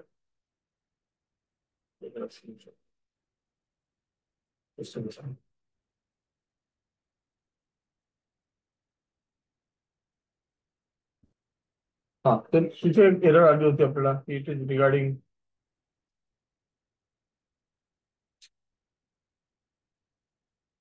हा, ती जी एरर होती ना ती व्हॅल्यू डेट बद्दल होती. तर स्क्रीनशॉट इकडे दिसत नाही मला व्हॅल्यू डेटचा, पण व्हॅल्यू डेट बद्दल होती.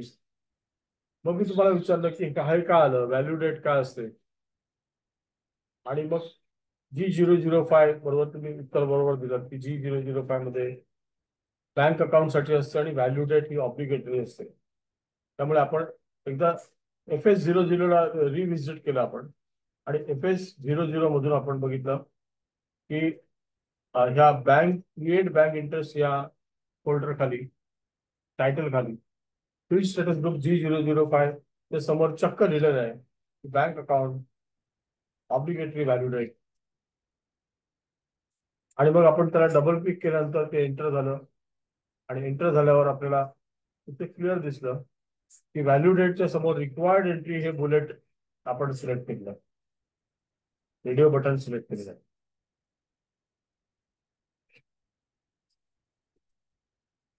बरोबर आहे. आणि मग आपण एंटर केल्यानंतर आपल्याला इथे इनफॅक्ट आपल्याला अशी एक होप दिसली, होप की हे आता ट्रान्झॅक्शन होते, कारण इथे ग्रीन दिसतं मला, ग्रीन म्हणजे डेबिट क्रेडिट सगळं बरोबर आहे, खाली कुठलीच एरर मेसेज आली नाही. त्यामुळे मी काय केलं, त्याला पोस्ट नाही केलं, मी फक्त त्याला सिम्युलेट करून बघितलं.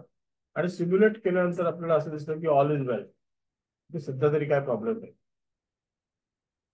सध्या तरी काय प्रॉब्लेम नाही. आता असंच एक ट्रान्झॅक्शन ना मी ट्रॅव्हलिंग एक्सपेन्सेसचं, नाही ट्रॅव्हलिंग एक्सपेन्सेसला आपण ते पण होईल सक्सेसफुल, कारण ट्रॅव्हलिंग एक्सपेन्सला आपण मुद्दामून चुकी करून आपण ट्रॅव्हलिंग एक्सपेन्सेसला नॉन ऑपरेटिंग एक्सपेन्सेस खाली घेतलेला आहे, नॉन ऑपरेटिंग एक्सपेन्सेस. नंतरच्या आपल्या याच्यामध्ये डिस्कशनमध्ये आपण ते नॉन ऑपरेटिंगचं जे आहे ते ऑपरेटिंग प्रायमरी कॉस्टमध्ये चेंज करूया, आणि मग ट्रॅव्हलिंग एक्सपेन्सेस टू कॅश किंवा पेटी कॅश असं आपण पोस्ट करायचा प्रयत्न करूया. त्यावेळेला आपल्याला काहीतरी एरर येईल, आणि ती एरर कशामुळे आली हे तुम्हाला परफेक्ट माहिती आहे असं माझं आत्ता ह्या वेळेला तरी म्हणणं आहे की तुम्हाला ते माहित असायला पाहिजे. Okay, that will come after some time. Before that हे सिम्युलेशन आपण सक्सेसफुल झालं, पण नो पोस्टिंग, पोस्टिंग काय आता केलेलं नाही. All right, just a minute.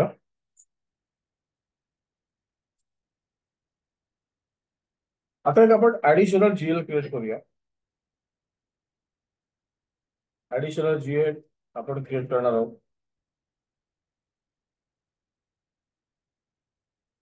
आणि या ऍडिशनल GLचं एक्झॅक्टली पेटी कॅश असं जरा नाव देऊ, पेटी कॅश. ऍडिशनल GL जे आहे त्याला आपण पेटी कॅश असं नाव देऊया. लेट अस सी काय होतं. Okay, so I come to FS00. याची काय गरज नाही आता, FS00 याची पण गरज नाहीये. सो हे क्लोज करतो मी, हे पण क्लोज करतो.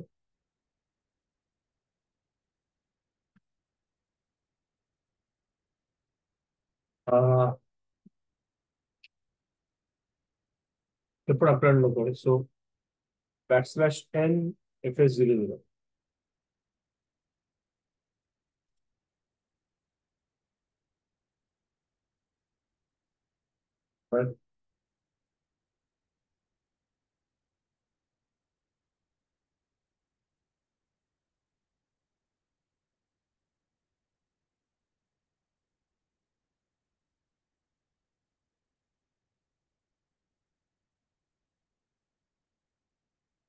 आपल्याला एक जीएल अकाउंट क्रिएट करायचं आणि ते आपल्याला असेट खाली करायचं असेट.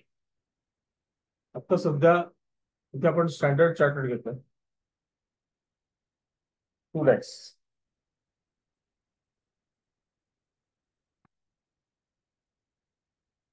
त्याच्यानंतरचं जे जीएल आपण क्रिएट करणार ते 2,01,000 असेल, पेटी कॅश किंवा कॅश अकाउंट. तर आपण मुद्दामून त्याला आज पेटी कॅश म्हणूया. मुद्दामून पेटी कॅश म्हणूया. त्याचा अर्थ काय ते आपल्याला डिस्कस करता येईल नंतर. ओके. सो इथे basically suppose if I take this one, त्याला मी डबल क्लिक केलं तर स्टँडर्ड चार्टर्ड इकडे हा गेला. आता इथे काही काही इंडिकेटर्स जे आहेत वरती, मागच्या वेळेला आपण डिस्कस केलेलं आहे, पण काही गोष्टी आपल्याला अजून व्यवस्थित डिस्कस करायच्या आहेत. पहिली गोष्ट म्हणजे हे जे पहिलं जे दुर्बीण आहे किंवा आजोबांचं भिंग आहे, आजोबा चष्मा वाचताना हे भिंग वापरतात ना. सो हे फाइंड आहे, सर्च बटन. फाइंड और search button. This is create button, create. This is display. This is change, म्हणजे एडिट. काही एडिट करायचं असेल ते कॉपी करायचं असेल. आणि हे आहे ब्लॉक. ओके, हे ब्लॉक आहे. So just for a while, I'll start in a couple of seconds. Just wait.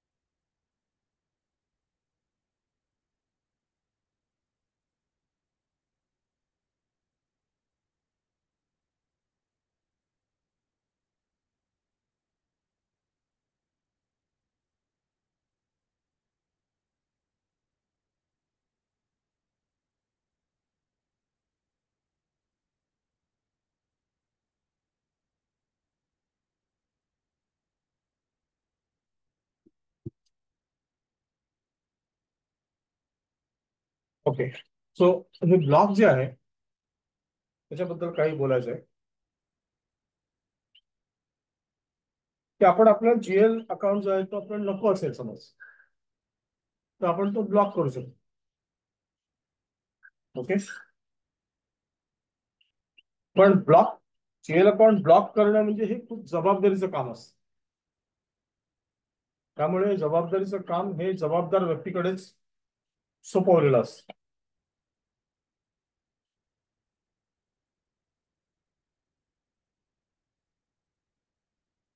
त्या व्यक्तीला आपण काय ऍक्टिव्हिटी करतोय, त्याचे काय परिणाम होतील याची संपूर्ण माहिती आणि जाणीव असल्याशिवाय त्याला ही अथॉरिटी आपण देणारच नाही.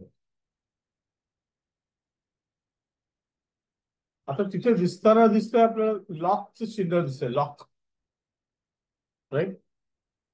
आणि इथे आपण जेव्हा या अकाउंटला मी सिलेक्ट केलं आणि ह्या लॉक किंवा ब्लॉकला मी खाली दिसताना ब्लॉक दिसतंय. तर लॉक आणि block both are same. Okay. थोडंसं हॉवर केलं तर खाली ब्लॉक दिसतं. मी याला सिलेक्ट करतो. ओके. हो, सिलेक्ट केल्यानंतर you can easily see, I can easily see here की हे जे लॉक आहे, हे जे लॉक आहे, this is lock, lock is block. आणि ब्लॉक जो आहे तो दोन ठिकाणी आपल्याला ब्लॉक करता येतो. एक चार्ट ऑफ अकाउंट सेगमेंट मध्ये करता येतो आणि सेकंड कंपनी कोड सेगमेंट मध्ये करता येतो. जीएल अकाउंट ब्लॉक आपल्याला चार्ट ऑफ अकाउंट सेगमेंट मध्ये करता येतो आणि कंपनी कोड सेगमेंट मध्ये करता येतो. आताच काही क्षणापूर्वी, काही मिनिटापूर्वी आपण जीएल मास्टरचा चार्ट ऑफ अकाउंट सेगमेंट काय आहे त्याचे फोटो पण घेतले आपण आणि जीएल अकाउंटचा कंपनी कोड सेगमेंट काय आहे त्याचे पण फोटो घेतले आपण. हे दोन्ही डिस्कस केलेलं, राईट. त्यामुळे तुम्हाला माहिती आहे एक्झॅक्टली की आता चार्ट ऑफ अकाउंट सेगमेंट म्हणजे 3 कंपनी कोड जर असतील तर तिन्ही कंपनी कोडला हे ऍप्लिकेबल असेल. ऑफकोर्स 3 कंपनी कोड जो सेम चार्ट ऑफ अकाउंट वापरत असतील तर तीनही कंपनी कोडला ते ऍप्लिकेबल असेल. म्हणजे आता फॉर एक्झाम्पल इथे मी ब्लॉक फॉर पोस्टिंग केलं, हे ब्लॉक फॉर पोस्टिंग केलं तर हा चार्ट ऑफ अकाउंट जो कॉमन आहे बीडीके आपल्या 3 कंपनी जर वापरत असतील तर तीनही कंपनी कोड मध्ये हा जीएल मास्टर आहे तो ब्लॉक होऊन जाईल. It will be block in all the 3 company codes. आणि जर आपण इथे काही केलं नाही आणि कंपनी कोड मध्ये ब्लॉक केलं तर सिस्टीम बघेल की कुठल्या कंपनी कोड मध्ये हा ब्लॉक करतोय. बीडीके फक्त बीडीकेएम साठी ब्लॉक असेल. Have you followed what I said? Hello. हा.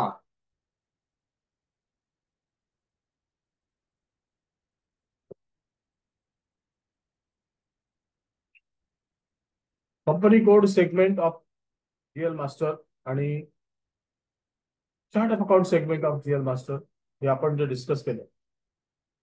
आपले 3 कंपनी कोड आहेत, एकच चार्ट ऑफ अकाउंट वापरतायत.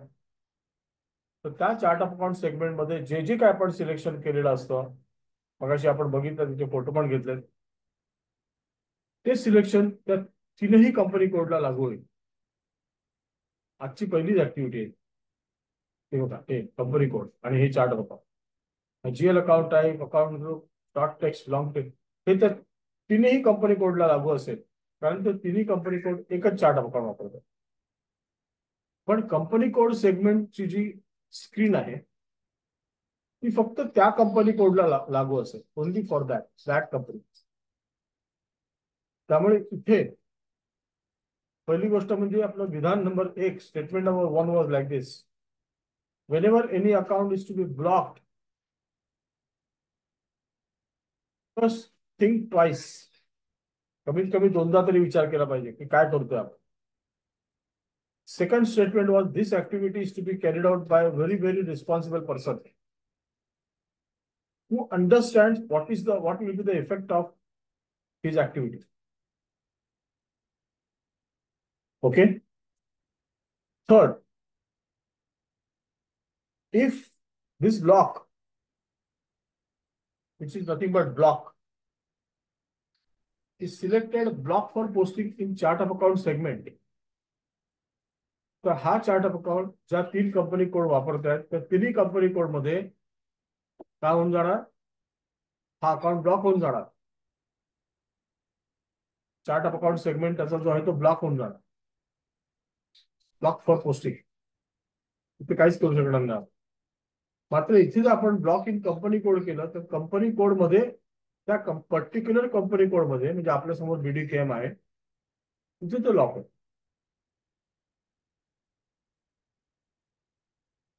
त्यामुळे ही ऍक्टिव्हिटी करायची का नाही करायची हा एक सेन्सिटिव्ह डिसिजन असतो.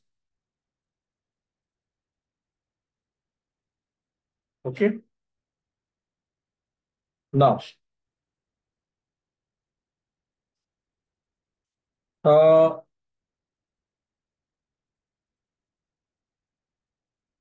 याच्या बाजूलाच एक आता हे झालं, हे आपण डिस्कस केलं. Okay, so we come to this one. हे सिलेक्ट केलंय मी ऑलरेडी. आणि we come to this one. So दिसतंय ते ऍक्च्युली हे दिसतंय ते आपली कचऱ्याचा डबा असतो ना, तसंही दिसतंय. डिलीट. पण त्याला डिलीट काय म्हटलं? सेट फॉर डिलिशन म्हणतात. Set for deletion. डिलीट हा शब्द नाही वापरला. सेट फॉर डिलिशन म्हणजे it is mark for deletion. It is mark for deletion म्हणजे डिलिशन साठी आम्ही त्याला मार्क केलेलं. ओके, जर सपोज आपण तसं केलं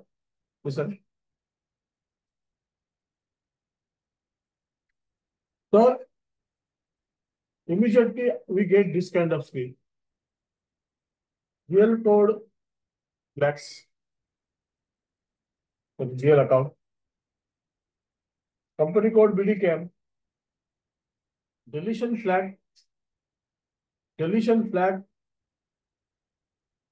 Chart of account. Deletion flag company code. म्हणजे GL चा तुम्हाला chart of account segment delete करायचं आहे का? तिकडे सुरुवात डिलिशनचा झेंडा लावायचा आहे का तुम्हाला? का GL अकाउंटचा जो कंपनी कोड आहे त्या कंपनी कोड समोर तुम्हाला डिलिशनचा फ्लॅग लावायचा आहे?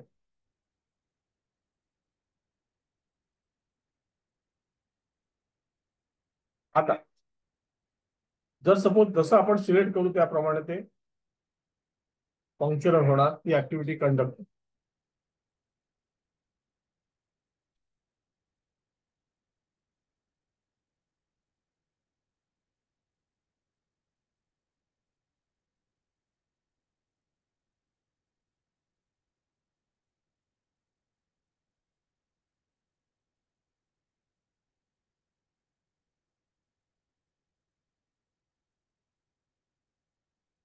आता very very very very important. तसं बघायला गेलं तर हा जो आपला लॉक किंवा ब्लॉक आहे आणि सेट फॉर डिलिशन आहे, ते तसं बघायला गेलं तर दिसायला अपॅरंटली वरवर पाहता दोन्ही सेमच वाटतं. पण त्यामध्ये एक फरक आहे की ज्या वेळेला आपण एखादा अकाउंट लॉक करतो किंवा ब्लॉक करतो आणि काही काळानंतर परत त्या अकाउंटची आपल्याला गरज भासली तर त्याला आपण अनलॉक करू शकतो.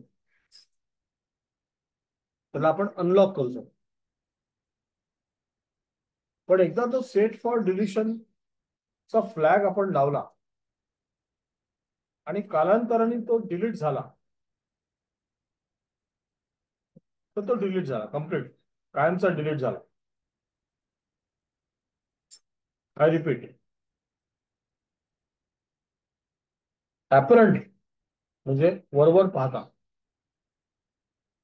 लॉक किंवा जे ब्लॉक आहे, लॉक GL आणि सेट फॉर डिलिशन GL, हे दोन्ही दिसायला सेमच दिसतात आणि आहेत पण त्याच्यात एक फरक आहे की लॉकचं केलं एखादं GL तर उद्या आपल्याला वाटलं की त्याला अनलॉक करायचं, ते करू शकतो आपण, ते परत त्याचा वापर सुरू करू. लॉक पिरियड मध्ये आपण काही करू शकणार नाही. लॉक पिरियड मध्ये आपण काहीच करू शकत नाही. उदाहरणार्थ आपण एक काम करू, याला मी इथे सिलेक्ट केलंय आणि हा लॉक आहे ना, त्याला मी I am saying block for posting, block for posting आणि block for posting in chart of account and block in company code, हे दोन्ही मी करून टाक. ओके, आणि याला सेव्ह कर. ओके ओके, म्हणजे आता हा जो आपला टू रॅस अकाउंट आहे ना, तो आपला ब्लॉक झाला, block. Okay, so now if I go to backslash, कुठे आहे मी, हा बॅकस्लॅश ओ, तर मला हे स्क्रीनकडे परत यायचं, नंतर लॉक काढायचं काम झाल्यानंतर FB50 आणि मगच आपलं ट्रान्झॅक्शन मी एंटर करतो. जे मगाशी सिम्युलेट झालं होतं ते ट्रान्झॅक्शन मी इथे ट्राय करतो परत. ओके, 2 lakhs आणि 1 lakhs.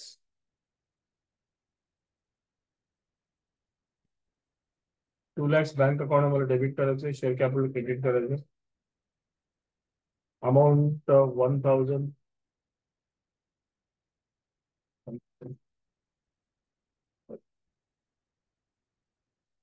बँक अकाउंट असल्यामुळे व्हॅल्यू डेट मला कंपल्सरी टाकावं लागेल. हं? आता याला मी एंटर करतो. Let us see what happens. Let us see what happens. Enter करतो.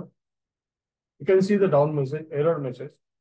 Account 2 lakhs BDK is blocked for posting. Account 2 lakhs BDK is blocked for posting.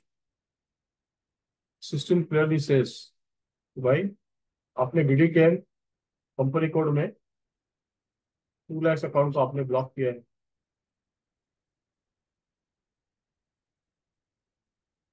ते आपण पुढे जाऊ शकणार नाही, पण तो अकाउंट ब्लॉक केलाय आपण. तर हे ब्लॉकचं महत्व आहे. पण जर आता मी परत इथे गेलो या माझ्या याच्यावरती आणि इथे हा अकाउंट सिलेक्ट केला आणि या ब्लॉकवर आलो आणि हे लॉक काढून टाकलं मी आणि सेव्ह केलं. Data is saved. आणि suppose now if I go to this one, then what happens, let us see. हो, just a minute.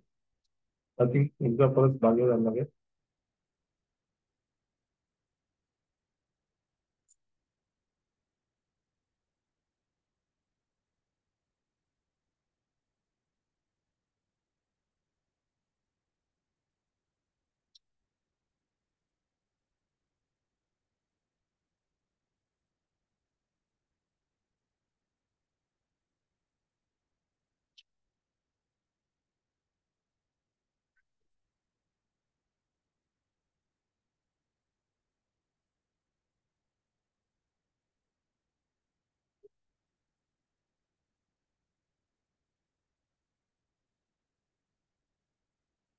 Bank account debit करायचं, सेल कॅपिटल पे करायचं, अमाऊंट 1000.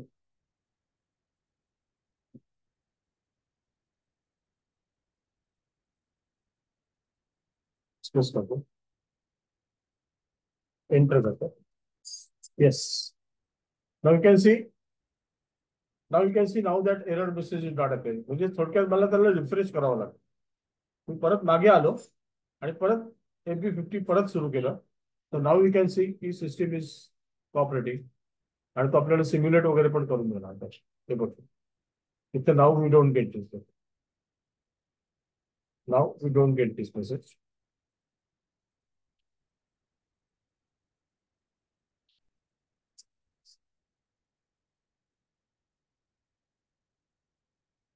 है ना. तर इकडे गेलं तर सिम्युलेशनचा पण आपल्याला तो ऑप्शन देऊ शकतो. डॉक्युमेंट ऑल इज वेल, सगळं सिम्युलेशन पण करायला देते. म्हणजे आता तो अकाउंट ब्लॉक नाही. So now it is not block. So in short, lock जर केला म्हणजे लॉक केला तर तो नंतर अनलॉक करता येतो. पण सेट फॉर डिलिशन जर ठेवलं तर मग काय होऊ शकतं नंतर, ते आपण करणार नाही. ऑफकोर्स आपण करणार नाही, फक्त डिस्कस करतोस. सेट फॉर डिलिशन केलं म्हणजे डिलिशन साठी त्याला काय केलं आपण, मार्क करून ठेवलेलं आहे, त्याला फ्लॅग लावून ठेवलेला आहे. त्यामुळे त्याचं डिलिशनचं जेव्हा वेळ येईल, योग्य वेळ येतात ते डिलीट होईल असं आपण म्हणू. मात्र हे कधी करतो आपण, तर आपण GLA क्रिएट केलाय, काही वर्षासाठी वापरलाय आणि त्याच्यानंतर आपल्याला तो नकोच आहे तो GL. काही वर्षानंतर आपल्याला तो GLच नको, दूर हो जा मेरी नजर, असं आपल्याला करायचं. त्या GL ला आपल्याला वापरायचंच नाही. तर now this is a examination question. Will the system allow to delete a GL account which has been used by the company for last several years? Will the system allow GL account to be deleted if that GL account has been used for past several years? म्हणजे जो GL account आपण गेल्या अनेक वर्ष वापरलाय, त्यामध्ये transactional data enter केलेला आहे, तो GL अकाउंट आपण फ्लॅग फॉर डिलिशन करून तो डिलीट करू शकतो का? The answer is no, we cannot. We cannot. If there is a transactional data in a particular GL, if there is a transactional data in particular GL, then that GL cannot be deleted. That GL cannot be deleted. पण इथे काय होतं की एक आर्कायवल नावाची process असते. आर्कायवल नावाची एक प्रोसेस असते.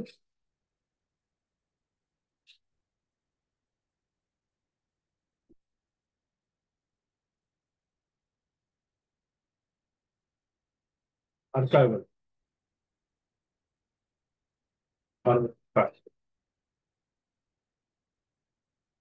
it is a spelling secret.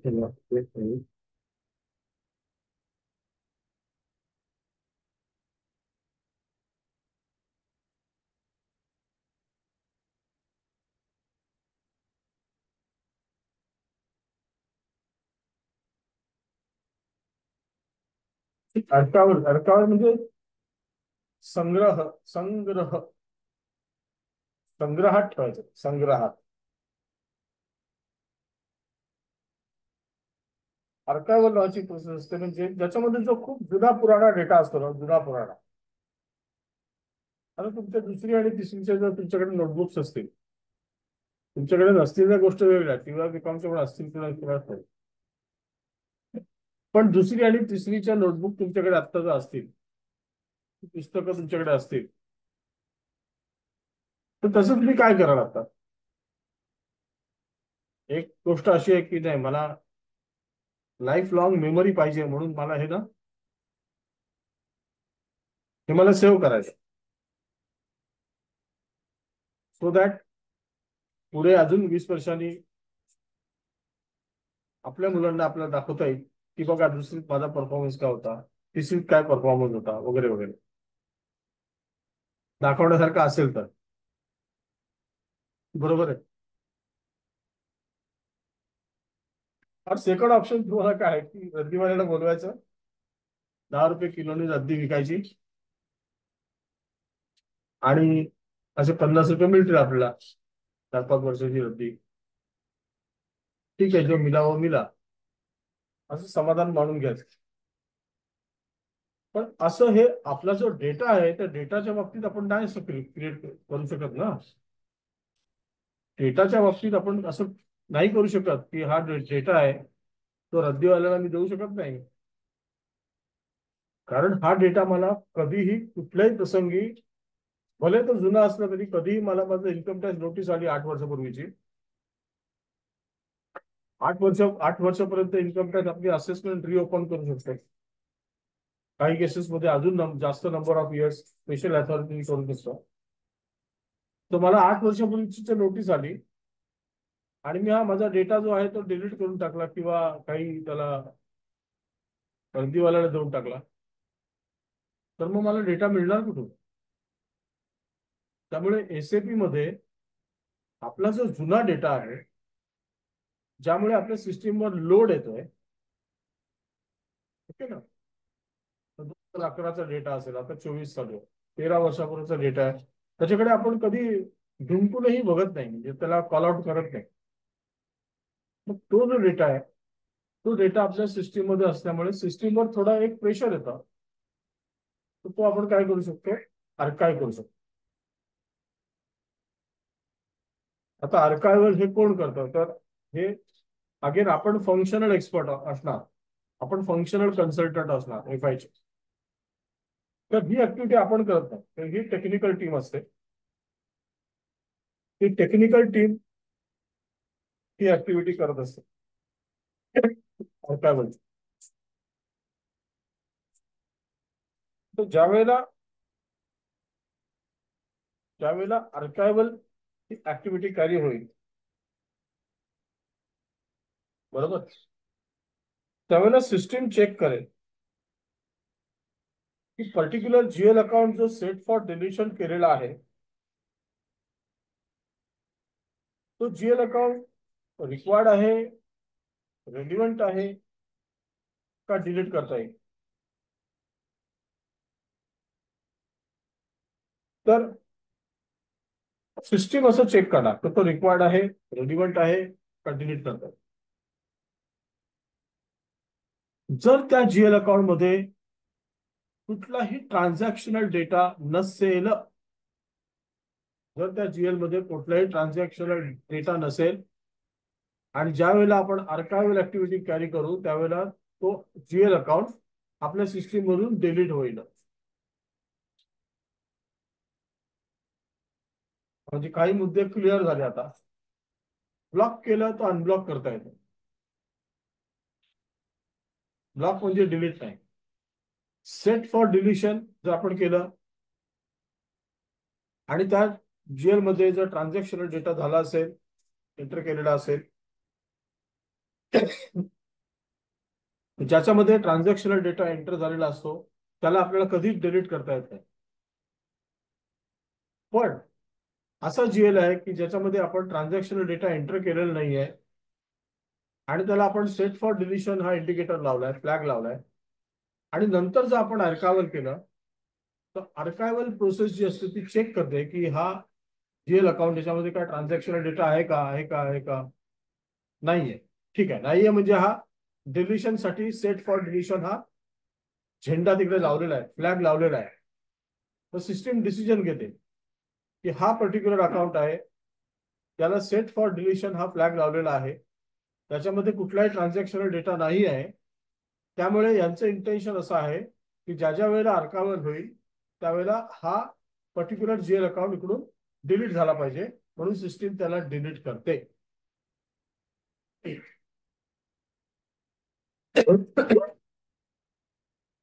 That's all.